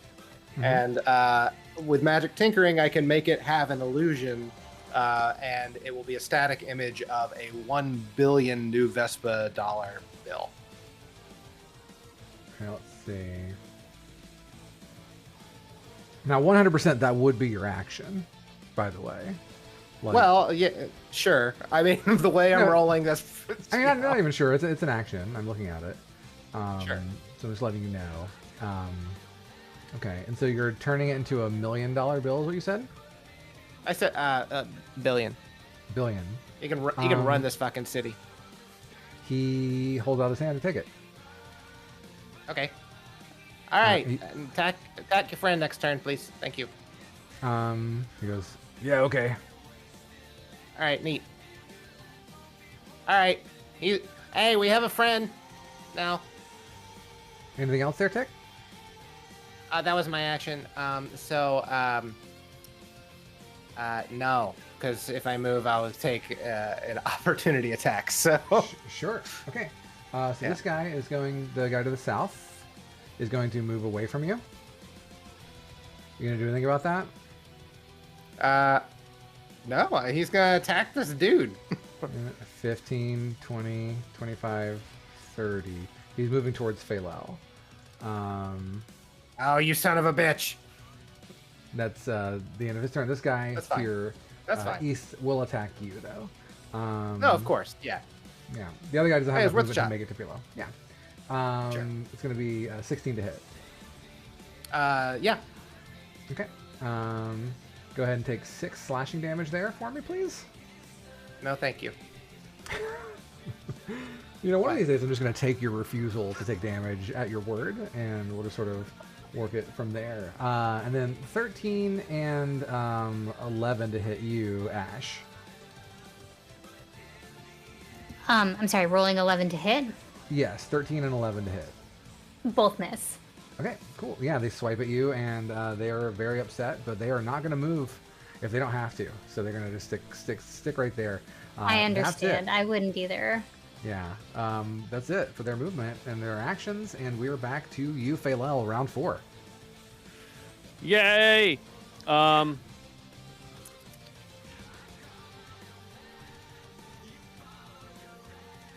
There is a soldier coming your way, but he's not quite reached you. Yeah. He's rich. Get him. Put that on a shirt. That's the first merch right there. He's rich. Get him. I'm gonna cast Hex on.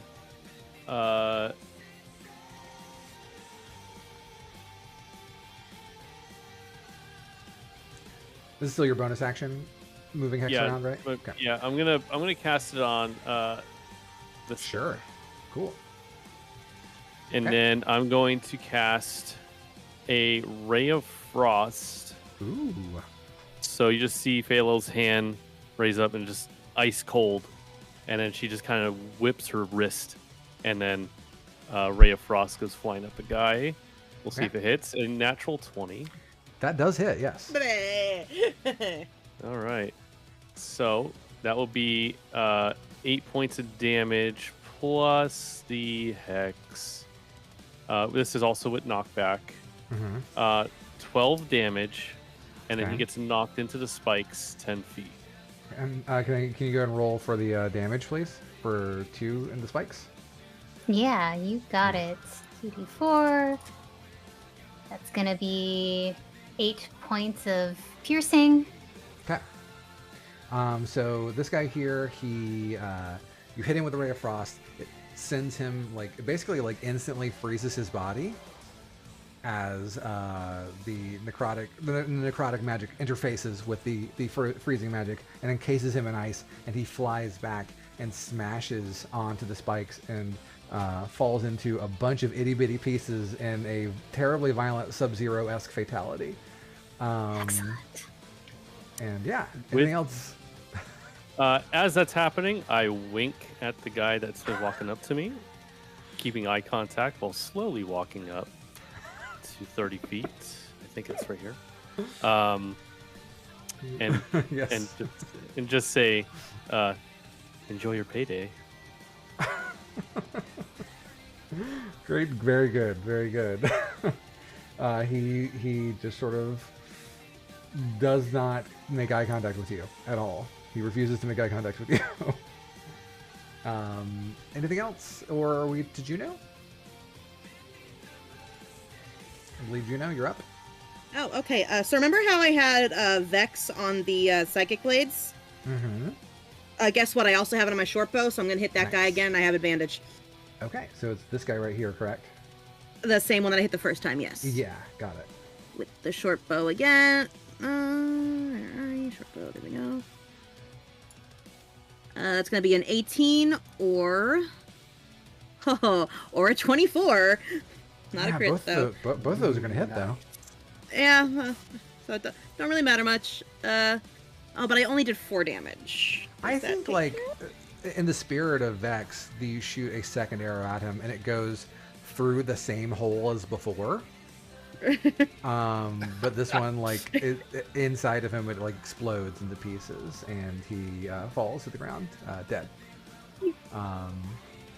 That's it. Anything else, Juno? No, I have nothing I can use in bonus action. Okay. All right. Ashe, I mean, you're I up. do, but nothing that would make it good for me. Okay. So it's up to you. All right.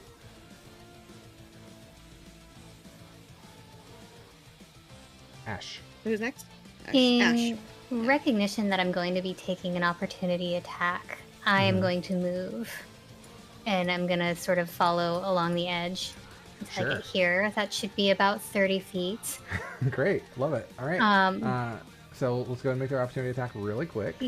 Yeah, It's going to be 21 to hit. that does hit. Okay. It's going to be 2 slashing damage. Okay, Okay. Yeah. That's it. no problem. Cool. And then I'm really sad that this guy's no longer close to me, so I'm gonna thorn whip his ass to try to pull him closer. Okay, cool. Across the spikes! Oh god! So I am going to need him to, let's see. Does he need to make a melee spell attack against the target? Oh, okay, great. So let me do that real quick. That's going to be a 24. Yeah, it's going to hit. Yeah, it is. And so he's going to take 1 point of damage from the thorn whip as the thorns just sort of pull around his neck or whatever. And they're going to pull him into the spikes, and he's going to take 2d4 piercing damage from that for another 5 points of damage. So 6 points of damage It total. just pulls him 5 feet towards you? Let me double check on the distance, because that's a really good question. One that is it 10?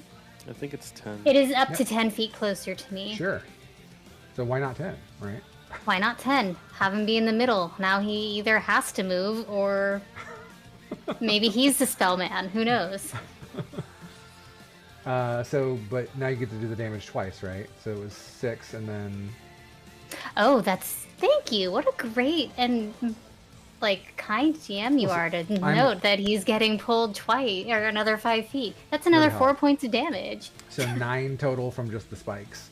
Yeah. So what I think this looks like is the vine whip, does it like His come out face of your is fucking hand, or gone. how does It this work? does, yeah. So like I kind of like raise my hand up in the air, and like you don't see anything at first, but then as like I'm like doing a sort of like lasso type of Yeah. movement with my hand as it like twirls in the air, you see like the thorns start to like appear, and then like I launch my I flip my hand toward the guy as the thorn whip sort of appears and manifests around the guy's neck and then pulls him and drags him through the spikes. Yeah, like it drags him down face first, like you said, and his face is gone. Yeah.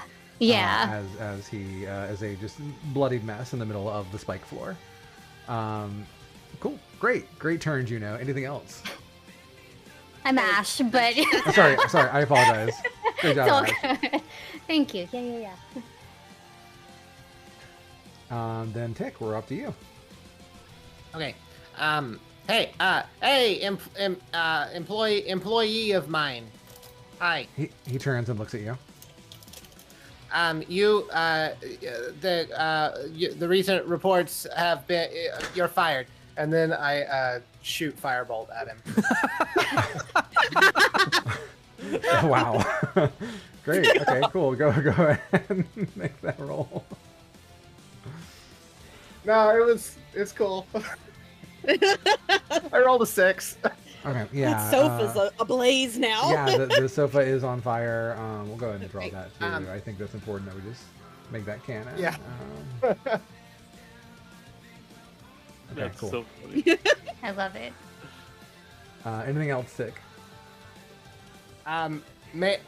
Actually, I'm willing to give you a second chance. So, like, do better at hurting your fellow people of this government, please. Thank you. I'm the only one left. Oh, could you, like, I gave you $1 billion. Could you, like, lay down and hit yourself in the face? No. But look, your former employee wanted you to die. I just want you to punch yourself in the face, your former employer. And die. I don't want you to, I mean, maybe, yeah, okay. I do kind of want you to die, I suppose. Okay. He refuses, and he's gonna take his turn. He's gonna move over here next to you, Juno. and What he's an gonna try- asshole!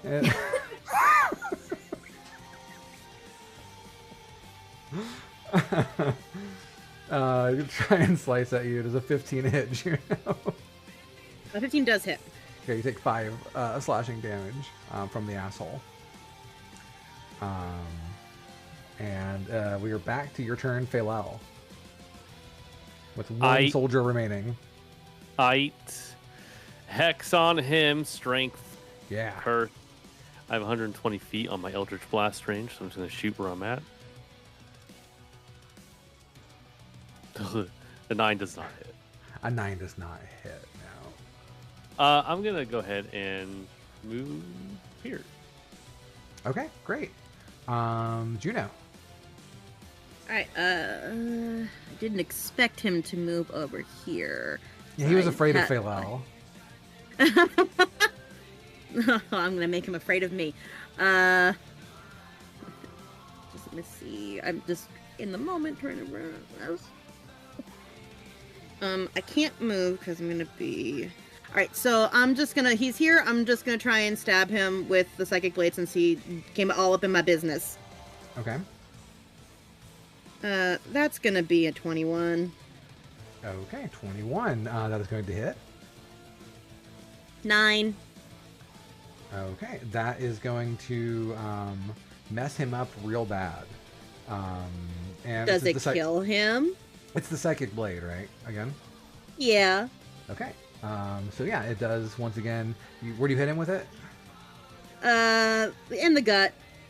Okay, yeah, and that hits him real hard, and he just sort of keels over, and he pulls out the money, and he looks at it, and he turns to you, Tick, as the light begins fading from his eyes, and he says, "Make sure this gets to my wife." No. And the money flies out of his hand and lands in You're the a bad flames dramatically. employee. Okay. It lands in the flames dramatically as he falls to the ground. And that is the battle. Congratulations, you've won. I dropped concentration. And I say to Tick, you are ruthless. Oh, is that good? Is that a good thing? I Thank you. think you're very welcome. You can't ever make it to Toontown. You'd make I a great... would not let his wife understand that she married somebody so embarrassing. Yeah.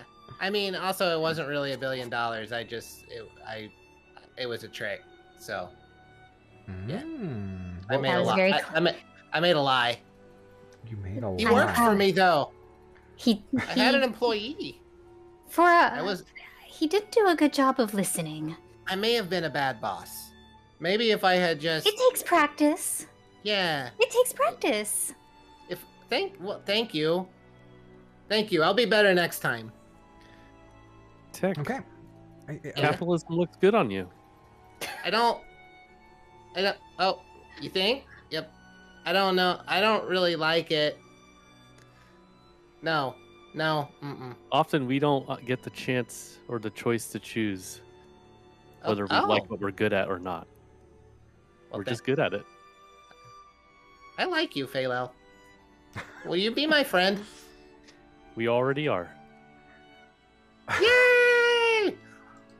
And as you achieve true and total friendship, the likes of which has never been seen before in this office, the president appears before you once again, and he claps his hands very, very softly, and he says, "Well, my goodness, that was indeed a show of force, unlike which has never been seen before. Well, it's probably been seen many times actually, but it was a pleasure to watch the four of you work. It's really wonderful just to see you all doing what you're doing. I really like that vine whip thing where you put the man's face off of his, and he looks down at the person next to him and the thorns, and he's like, what you did to Jim. The makeover. A makeover, yes, indeed. It is indeed a hold on, improvement. Yes, an improvement indeed. Well, I suppose a deal is a deal. And he stops for a second, and he tosses you his staff, Tick. Yeah, I catch it. Cool. Can you go ahead and make a let's say investigation check for me.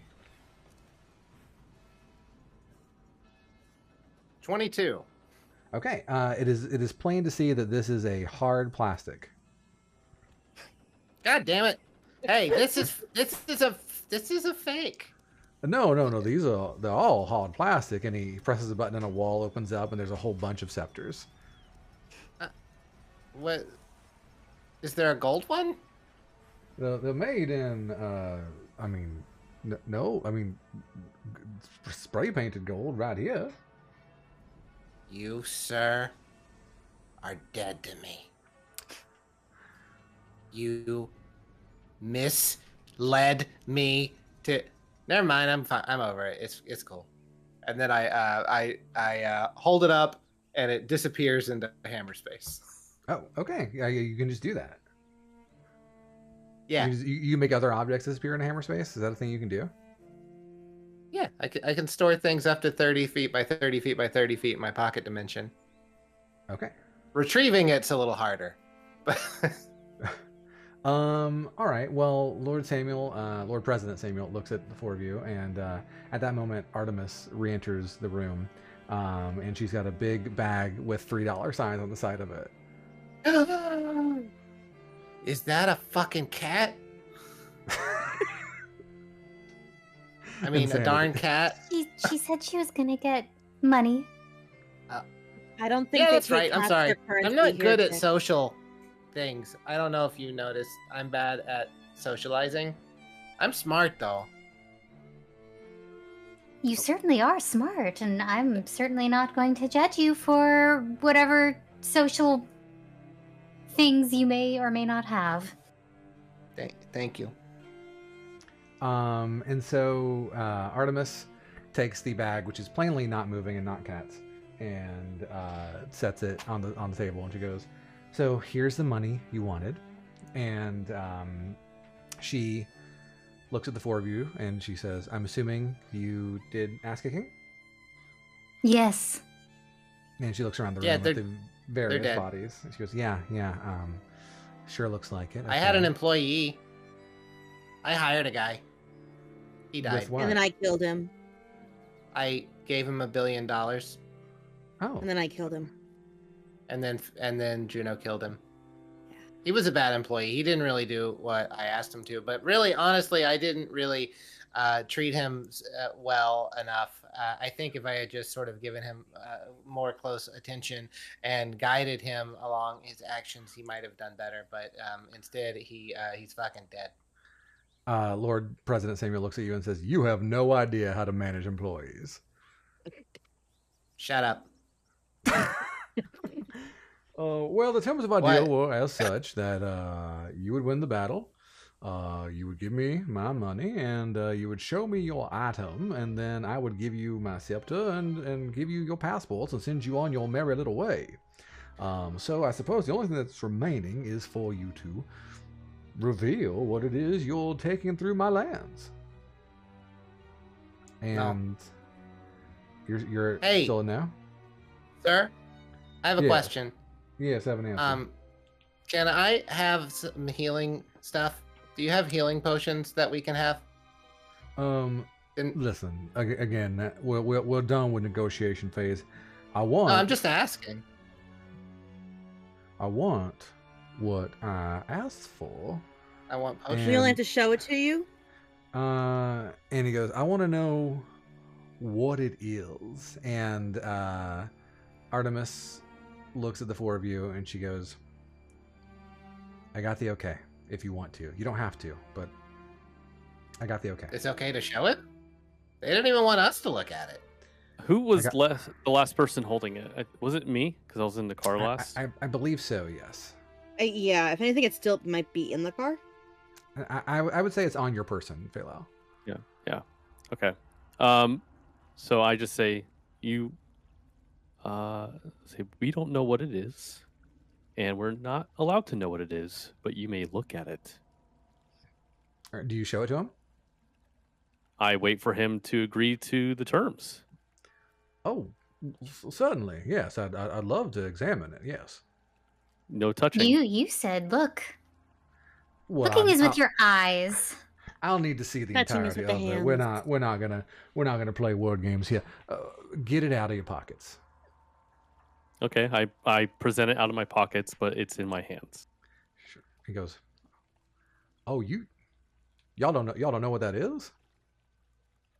It's not our job to know what it is. So y'all are just gonna take this wherever, no matter. Not know. You could have had a bomb. You could have had some sort of deadly virus. You could have had all sorts of Hasn't- things. And Hasn't Some gone yet. things Not our are job to know. It's not our job to know. Some things are meant to be mysteries, like why you wear two shirts. But do Um, you know what it is? Miss Ashe, I wear And two a jacket. shorts, just two shirts and a jacket because I need to do so to contain the patriotism that beats in this red-blooded heart. I am very much doubting your blood is red, but I will have to take your word for it for now. You know I bleed green. So no, you don't. Do you not care what this is? I said we don't know what it is. We're not supposed to know what it is. But do you know what it is? Oh, yes. I think you are doing a disservice to yourself if we don't examine this together. This is from Aru, yes? You found this there. I'm presuming. Did you steal it from there? Yeah. No. Found it. Yes. Yes. Have you heard about the situation in Aru recently? These Juno starts flipping through her gods. pages. Gods and goddesses with no No one real, believes in them anymore. They're no in, real they're in believers. stress. Yes, and trust me when I tell you that belief is perhaps the second strongest thing there is, next to, of course, the almighty New Vesper credit. Of course. The problem with a lack of belief when it comes to a god or a goddess is their line becomes finite, their power becomes finite. It's a realm where no one is being born anymore. No new gods and goddesses are coming into being. It's just the old gods, and one day they'll all die and they'll all be gone, and that's the end of Aru, right? It's pretty terrible stuff. But from what I hear, their fertility issues have been something of a project for them as of late. This is, and he asks if he could hold it. Faylell. He's like motions towards it. I promise I'll give it back to you. Okay. I let him hold it. Sure. He grabs it, and it's, remember, this is a large brass canister, and he grabs it and he twists it a certain way, and steam shoots out of it, and he opens it up and pulls the two sides, and one side is an empty brass canister, and you see the other side, and inside is a baby. Y'all were gonna take a juicy, delicious little baby into the vampire realm? I don't like that. That's what your plan was to just sort of walk in there not knowing that you had some absolutely wonderful meal time for them in your car? Well, it was in a capsule. Yes, but Yeah, now you've broken the seal on it. We can't return it now. Yes. That's It how was in capitalism works. RFB. We don't It was have the never receipt. removed from box. Listen, it's already dangerous there. They're gonna go wild at the smell of a baby's blood, even if you got it inside one of these little birthing capsules from Aru. So what do you recommend? Well, here's the I'm deal. surely you don't want us here with it. Oh, hell no. No, absolutely not. And he presses another button on one of his lapels, and he produces 5 passports for you. And he says, here is my recommendation. You put pedal to the metal.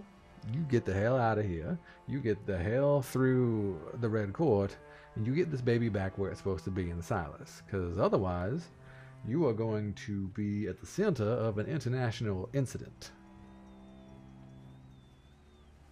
Yes, sir. Okay. Yeah. Yeah. And Is the baby just like chilling during all of this? go ahead and make a check for me. What check would you like to make? What are you trying to figure out? Just like its temperament? I'm just looking to see is the baby like That was one well-behaved baby. yeah, the baby hasn't done anything since is it like in the Back in the capsule pod, form? Is the baby toddler. sleeping? The baby is sleeping. Yeah, I'll give you that for free. Yes, the baby is sleeping. Can I get the capsule back? Are you asking that of? Can we Yeah, put I the put my caps- hands out. Can it like? How about Oh we- yes, certainly. He hands you both sides of the capsule, one with the baby in it, one with the empty brass. And I gently put the capsule back together. He goes, that's probably for the best, yes. And then I look at Artemis. I'm like, we didn't open it. Artemis says, good point. And I put the pod or capsule back wherever I was keeping it. I guess this is now Death Stranding style. So, Yeah, you just got I a sort will- of breech baby, just sort of you're wearing it on your body, and you're gonna walk with big boxes on your back. I can't wait for the next part of this mission. I'm gonna say, I'm Is it- gonna address the president here, and say, we made deals with one another, but for the first time, given the gravity of the situation that was brought to you by us, how about we work together? If What are you you could do- proposing, Faylell? if we get caught, this could fall back on you for helping us get through here instead of turning us in. Well, What can you do to help us to better our odds that you never see us again or hear from us again? That we can get through the Red Court quickly. Yes, I see that is quite So that we the could work together in gamble. the future. It is indeed quite the gamble on my part, Miss Linnea. And he looks at you for a second. I wouldn't want it to fall back on myself or on the realm of New Vespa or even the realm of Letulos or the realm of Zootropia or any other realm or entity. Certainly not entities that may or may not exist outside of the purview of the organized government. Yes. So what do you suggest? We stick with our original deal and you get the hell out of my property. For real, can we please have some healing potions? I ain't got no damn healing potions, Octopus. Get the hell out of here. Can we take a You think nap? there's healthcare here? God. Absolutely not. There is no health care. I look forward to making another deal with you in the future. And yes. for the leap. Yes. He smiles at you, Faylell, and he goes, yes, a pleasure doing business with you. And he tips his hat. And is everyone else leaving? I wanted to check to see if like the baby was in like a stasis or if like the capsule was like what was That's keeping kind of it what I in a was trying stasis. to say before. Yeah, that's what I was trying to say, and I couldn't put it into words. Okay. I mean, well, so let's say you go back to the vehicle. Sure. Yeah. First, I go to pick up my staff that I definitely accidentally dropped on the ground instead of putting it in hammer space because that's not a thing I can actually just do as I read it. Can You say that would be wild if you. Thank you for being honest. I wanted to do something before we get back to the car. Sure. 'Cause distance matters. That once we leave the door and we hit the elevator, my beetle is still in the office. Okay. Yeah. And I could Absolutely. tune into the beetle and see and hear through it. And I want to just tune into the beetle's eyes and ears and see what the president's doing, saying. After we leave, yeah. So as he's sitting at the office, there is a cleanup crew that comes in and starts cleaning up all the bodies, and it's just more of the soldiers. I don't even think I told you they're the Americommandos. Oh my god. Of course they are. Of course they are. And they come in and they start cleaning up more of the bodies, and he's sitting at his desk and he looks pretty like lost in thought for a moment. He's looking over at the bag of money and he starts taking cash out of it, counting it, and then he stops for a moment and he picks up a telephone. And like, so you can see through the beetle's eyes, correct? Yes. Can you hear through them? I believe I can. Let me look real quick. You're going to communicate as a bonus action. You can see through the familiar's eyes and hear what it hears till the start of your next turn. Lasts about an hour. Okay, yeah. So I think for the next hour, you get to sort of see what's going on in the office. And he makes a phone call. And it seems like the person he's talking to on the other line, it's about letting y'all through the gate, making sure that you have swift passage. And he makes another call, and it is... it seems to be to there's someone on the other line. He's talking to them. From what I would say you could make out from it, he is just sort of like covering his bases, making sure that Plausible deniability. Plausible. Yes, I would say that everything in this conversation is towards plausible deniability. He is 100% not selling you out. I will tell you that straight up. He is instead covering his own ass. And as the hour fades, that's pretty much it. He sits at his desk for the next hour making phone calls and counting money. Okay. And then I would say, yeah, the beetle just goes poof, gone. I dismiss it. Got it. All right. And then you're back in the car, and y'all wanted to examine the baby, correct?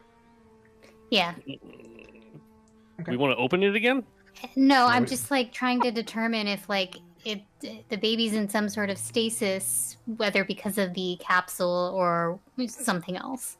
Make an investigation check for me. Investigation. Can I as well, Oh. because I would help with that as well too. I'm gonna guide. Oh, I already rolled, so that's not honest. I rolled a 13. 17. It is definitely, there's something about this capsule itself that is keeping this baby docile. Yes. Go ahead and make Arcana Is there any checks. kind of like markings? Does it look like just like a normal baby?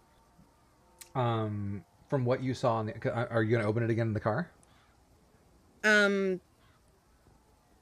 No. Faylell wouldn't let anybody open it. It's Faylell's person. Yeah. Okay. Faylell's a mother now. You have adopted a child in episode 3. Wonderful. Okay. So, but like so what were you trying to discern about the baby, Juno?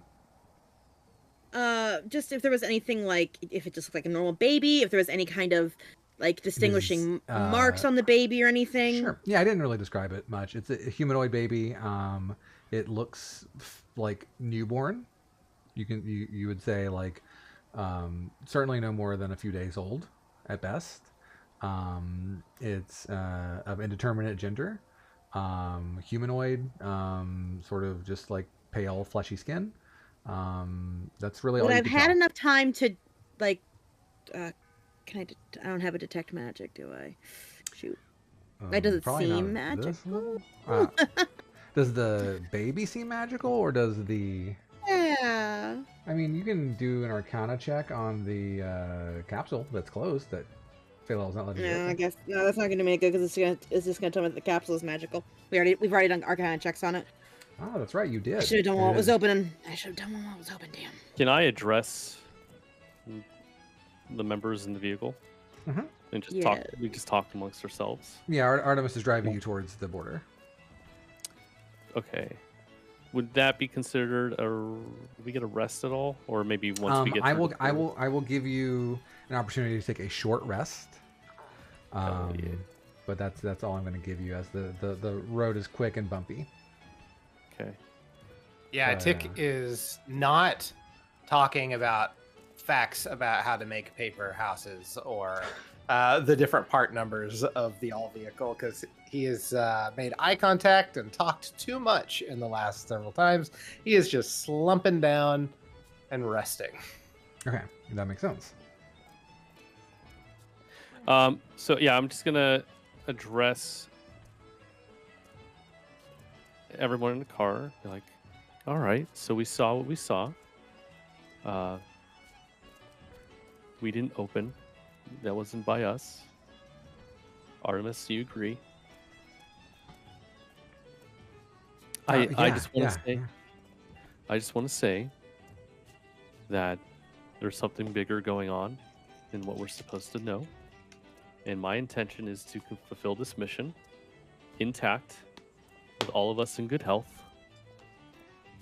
and live to see tomorrow so that we can ask questions then.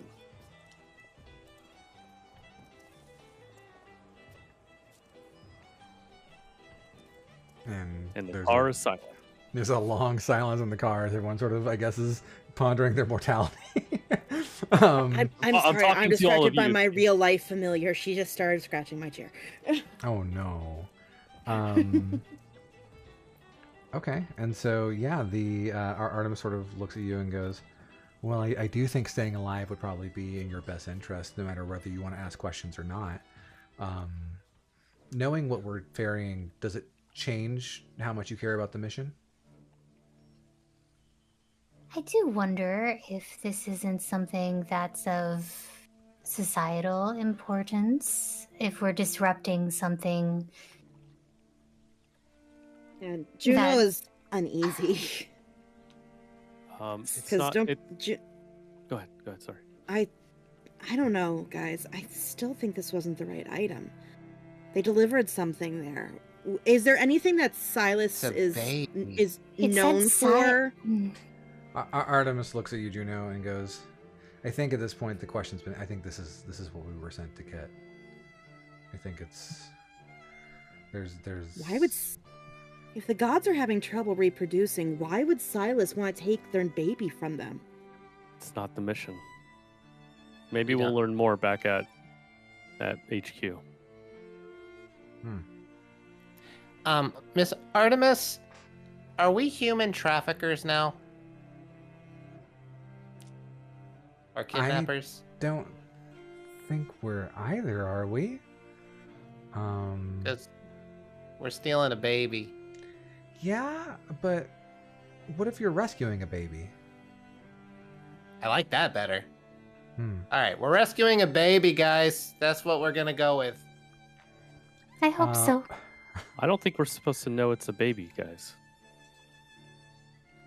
But we got to Yeah. go with. And as you Right? drive through the streets of the city, Artemis goes, "You got to go ahead to show him."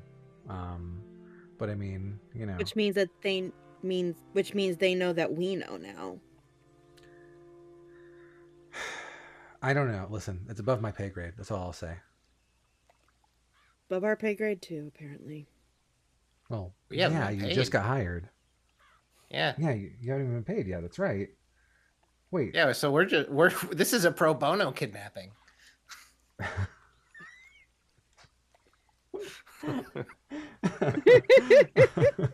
So it would be okay if you got paid. No. Kidnapping would be a lot better if you got No, paid. actually, I feel very conflicted about this. Can't you tell in my dead stare?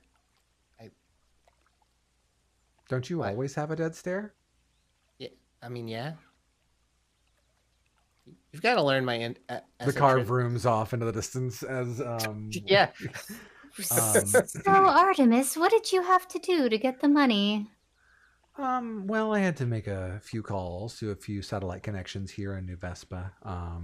We have connections everywhere, of course, but it just took a little bit of negotiating. But for the most part, it went off without a hitch. I assume I had a lot less resistance than you did. I had $1 billion. You had a I think that was fake, right? I mean, yeah, but this is capitalism land, and I'm pretty sure they would be fine with it. Artemis There's thinks trucks on all that over for a the place. second. Yeah. Yeah, no, honestly, probably just Yeah. fine with it. I mean, it absolutely. burned up. It's gone now, but It wasn't the $1 billion that sold that soldier. It was his confidence. It was the way you spoke to him. That was what really made Yeah. him work for you. It- no, I mean, It was the ink. It I was did a the- good talk. I did a good Um, talk at him. And so you speed off into the distance. Again, please make sure you do a short rest if you haven't done so already. If you need some help on remembering how to do short rests, because it's been a minute since we've done one of those, we can talk after we finish recording here. I did a rest. But yeah, love that for you. Little tic-tac-toe, take a little nap in the car. But as you head towards one of the big gates, it looks very similar to the same gate as the last time. You like pass through it. There's soldiers looking at you, and then the city and metropolitan area of New Vespa vanishes behind you, and you find yourself instead now in a brand new realm, as dark Gothic buildings rise around you, various manors and castles. You see dead trees follow you on the sides of the road as the red court opens itself up to you, and the car transforms itself into a sort of like hearse-like jalopy. Like it's again, the Are inside we is the comfortable. Munsters car? Are we the Little bit. Munsters car? Yeah, a little bit. Oh, we're the Munsters car. Boy, we are old, huh, guys? Yeah, no. Let's. Okay, what? Okay, yeah. It's just like the car from Skibbity Toilet. Like, you know. Let's connect with the youths with our D&D YouTube show. So, You drive into the Red Court, and these the landscape is a bit more terrifying somehow than the capitalist hellscape of New Vespa. And you notice that Artemis has not really stopped gunning it. And she goes, "We do want to get the hell out of here as fast as possible. It would Agreed. be best if we were not seen. It would be best if we were not eaten." Yeah, not being Typically, eaten. that Good I think thing. that goes Good thing. just day-to-day life. Ash kind of like lowers herself as much as she can in her seat, and she goes, "I do not like it here." Juno is making sure to like really watch her surroundings as they're driving. Yeah. I think this would be a good time for you all to make stealth checks.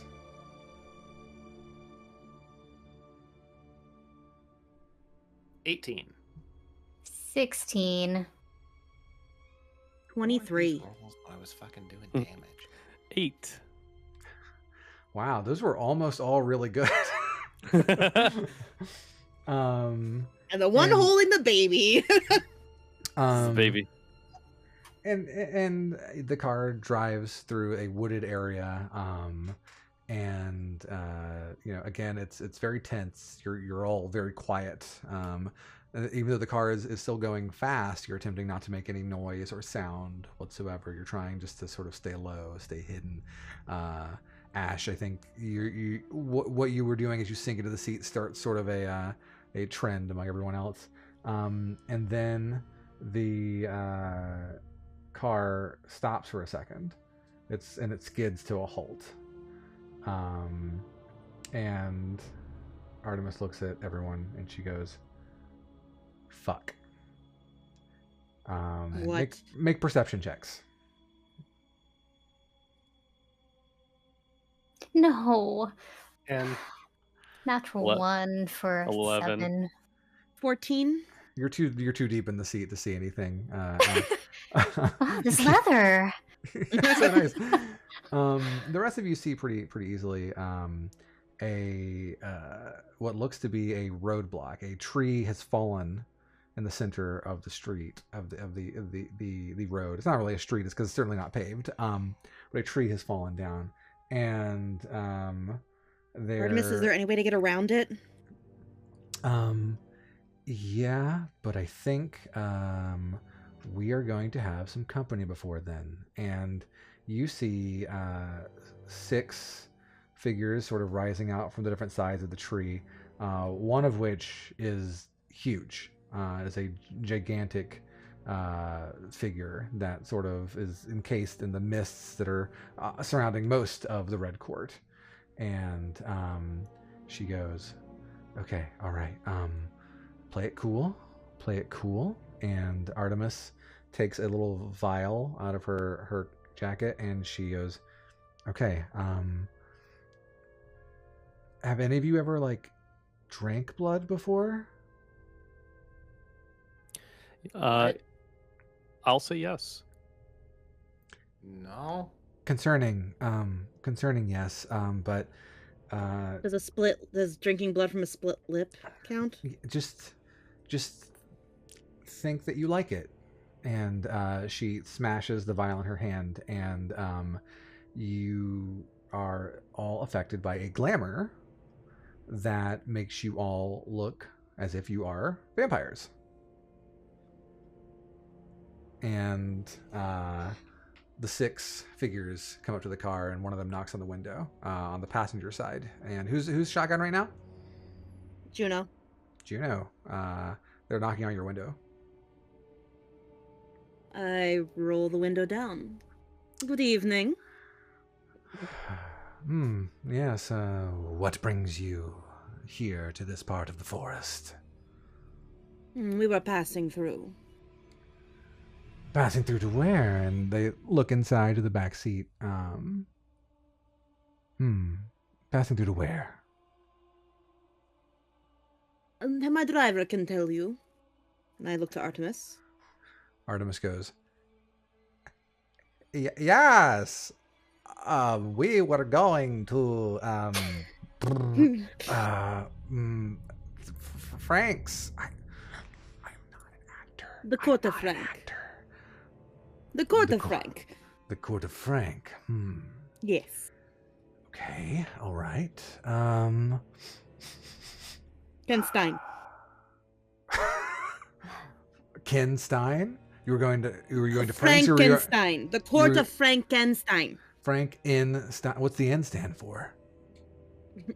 You have to ask him. He never lets me. He never answers me.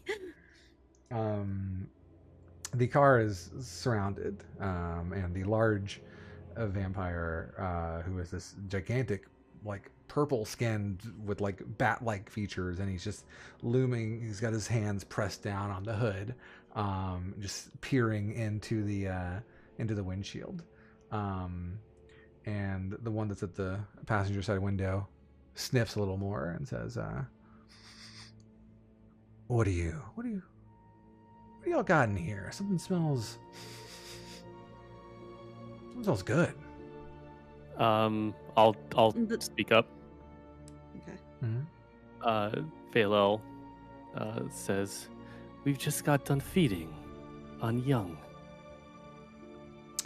Oh, very good, and, very good indeed.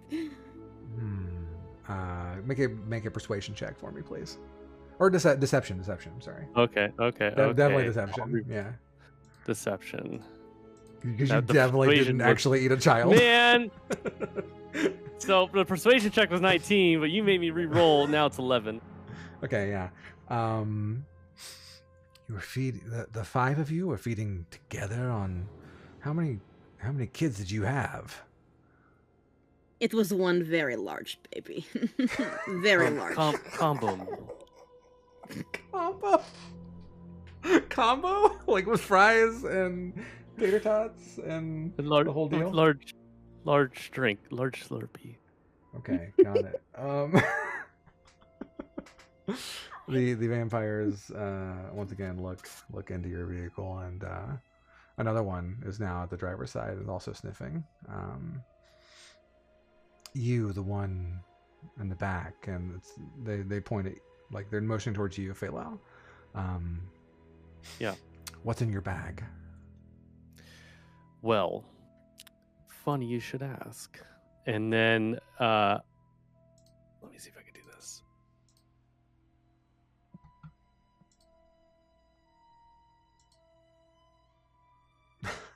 Jesus Christ, Can Cody. I- How did you have that ready? Can I cast Distort Value? Okay. Yes. Yeah? Okay. Mm-hmm. Because it's an illusion, there's no visual cue that there's a spell being cast.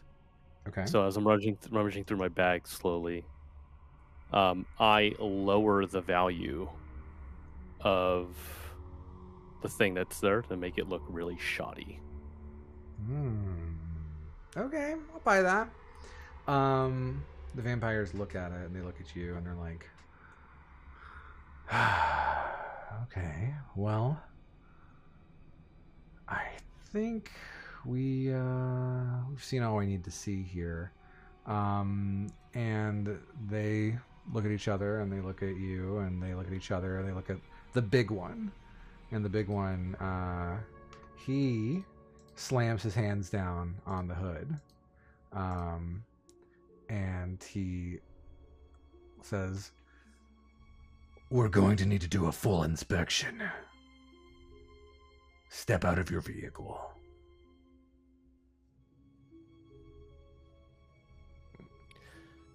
Is Yeah. this really necessary? We are very tired after the big meal we had. Make perception checks. All of us? All of you. 24. 14. 11. Cody, Okay. are you able to put things in your hammer space? No, you can't. It's much smaller than I originally thought. So not really. Okay, no problem. So I think Tick and Ashe, you rolled fairly high there. You hear a sound, and it is if like there's a meteor falling from space. You hear like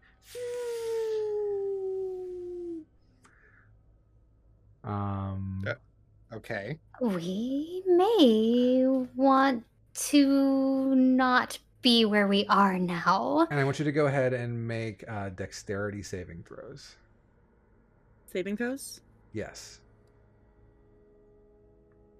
20. Well, that was a 30, nat 20. one. A nat 1. 16. 14. Okay, the car, something slams hard into the side of the car. And all of you are fine as the car normally keeps its, equilibrium inside as it always does. Though Tick, you're rocked a little bit. You do take 4 bludgeoning damage. As your head like hits the window. Ow! And the car like slams against a tree on the side.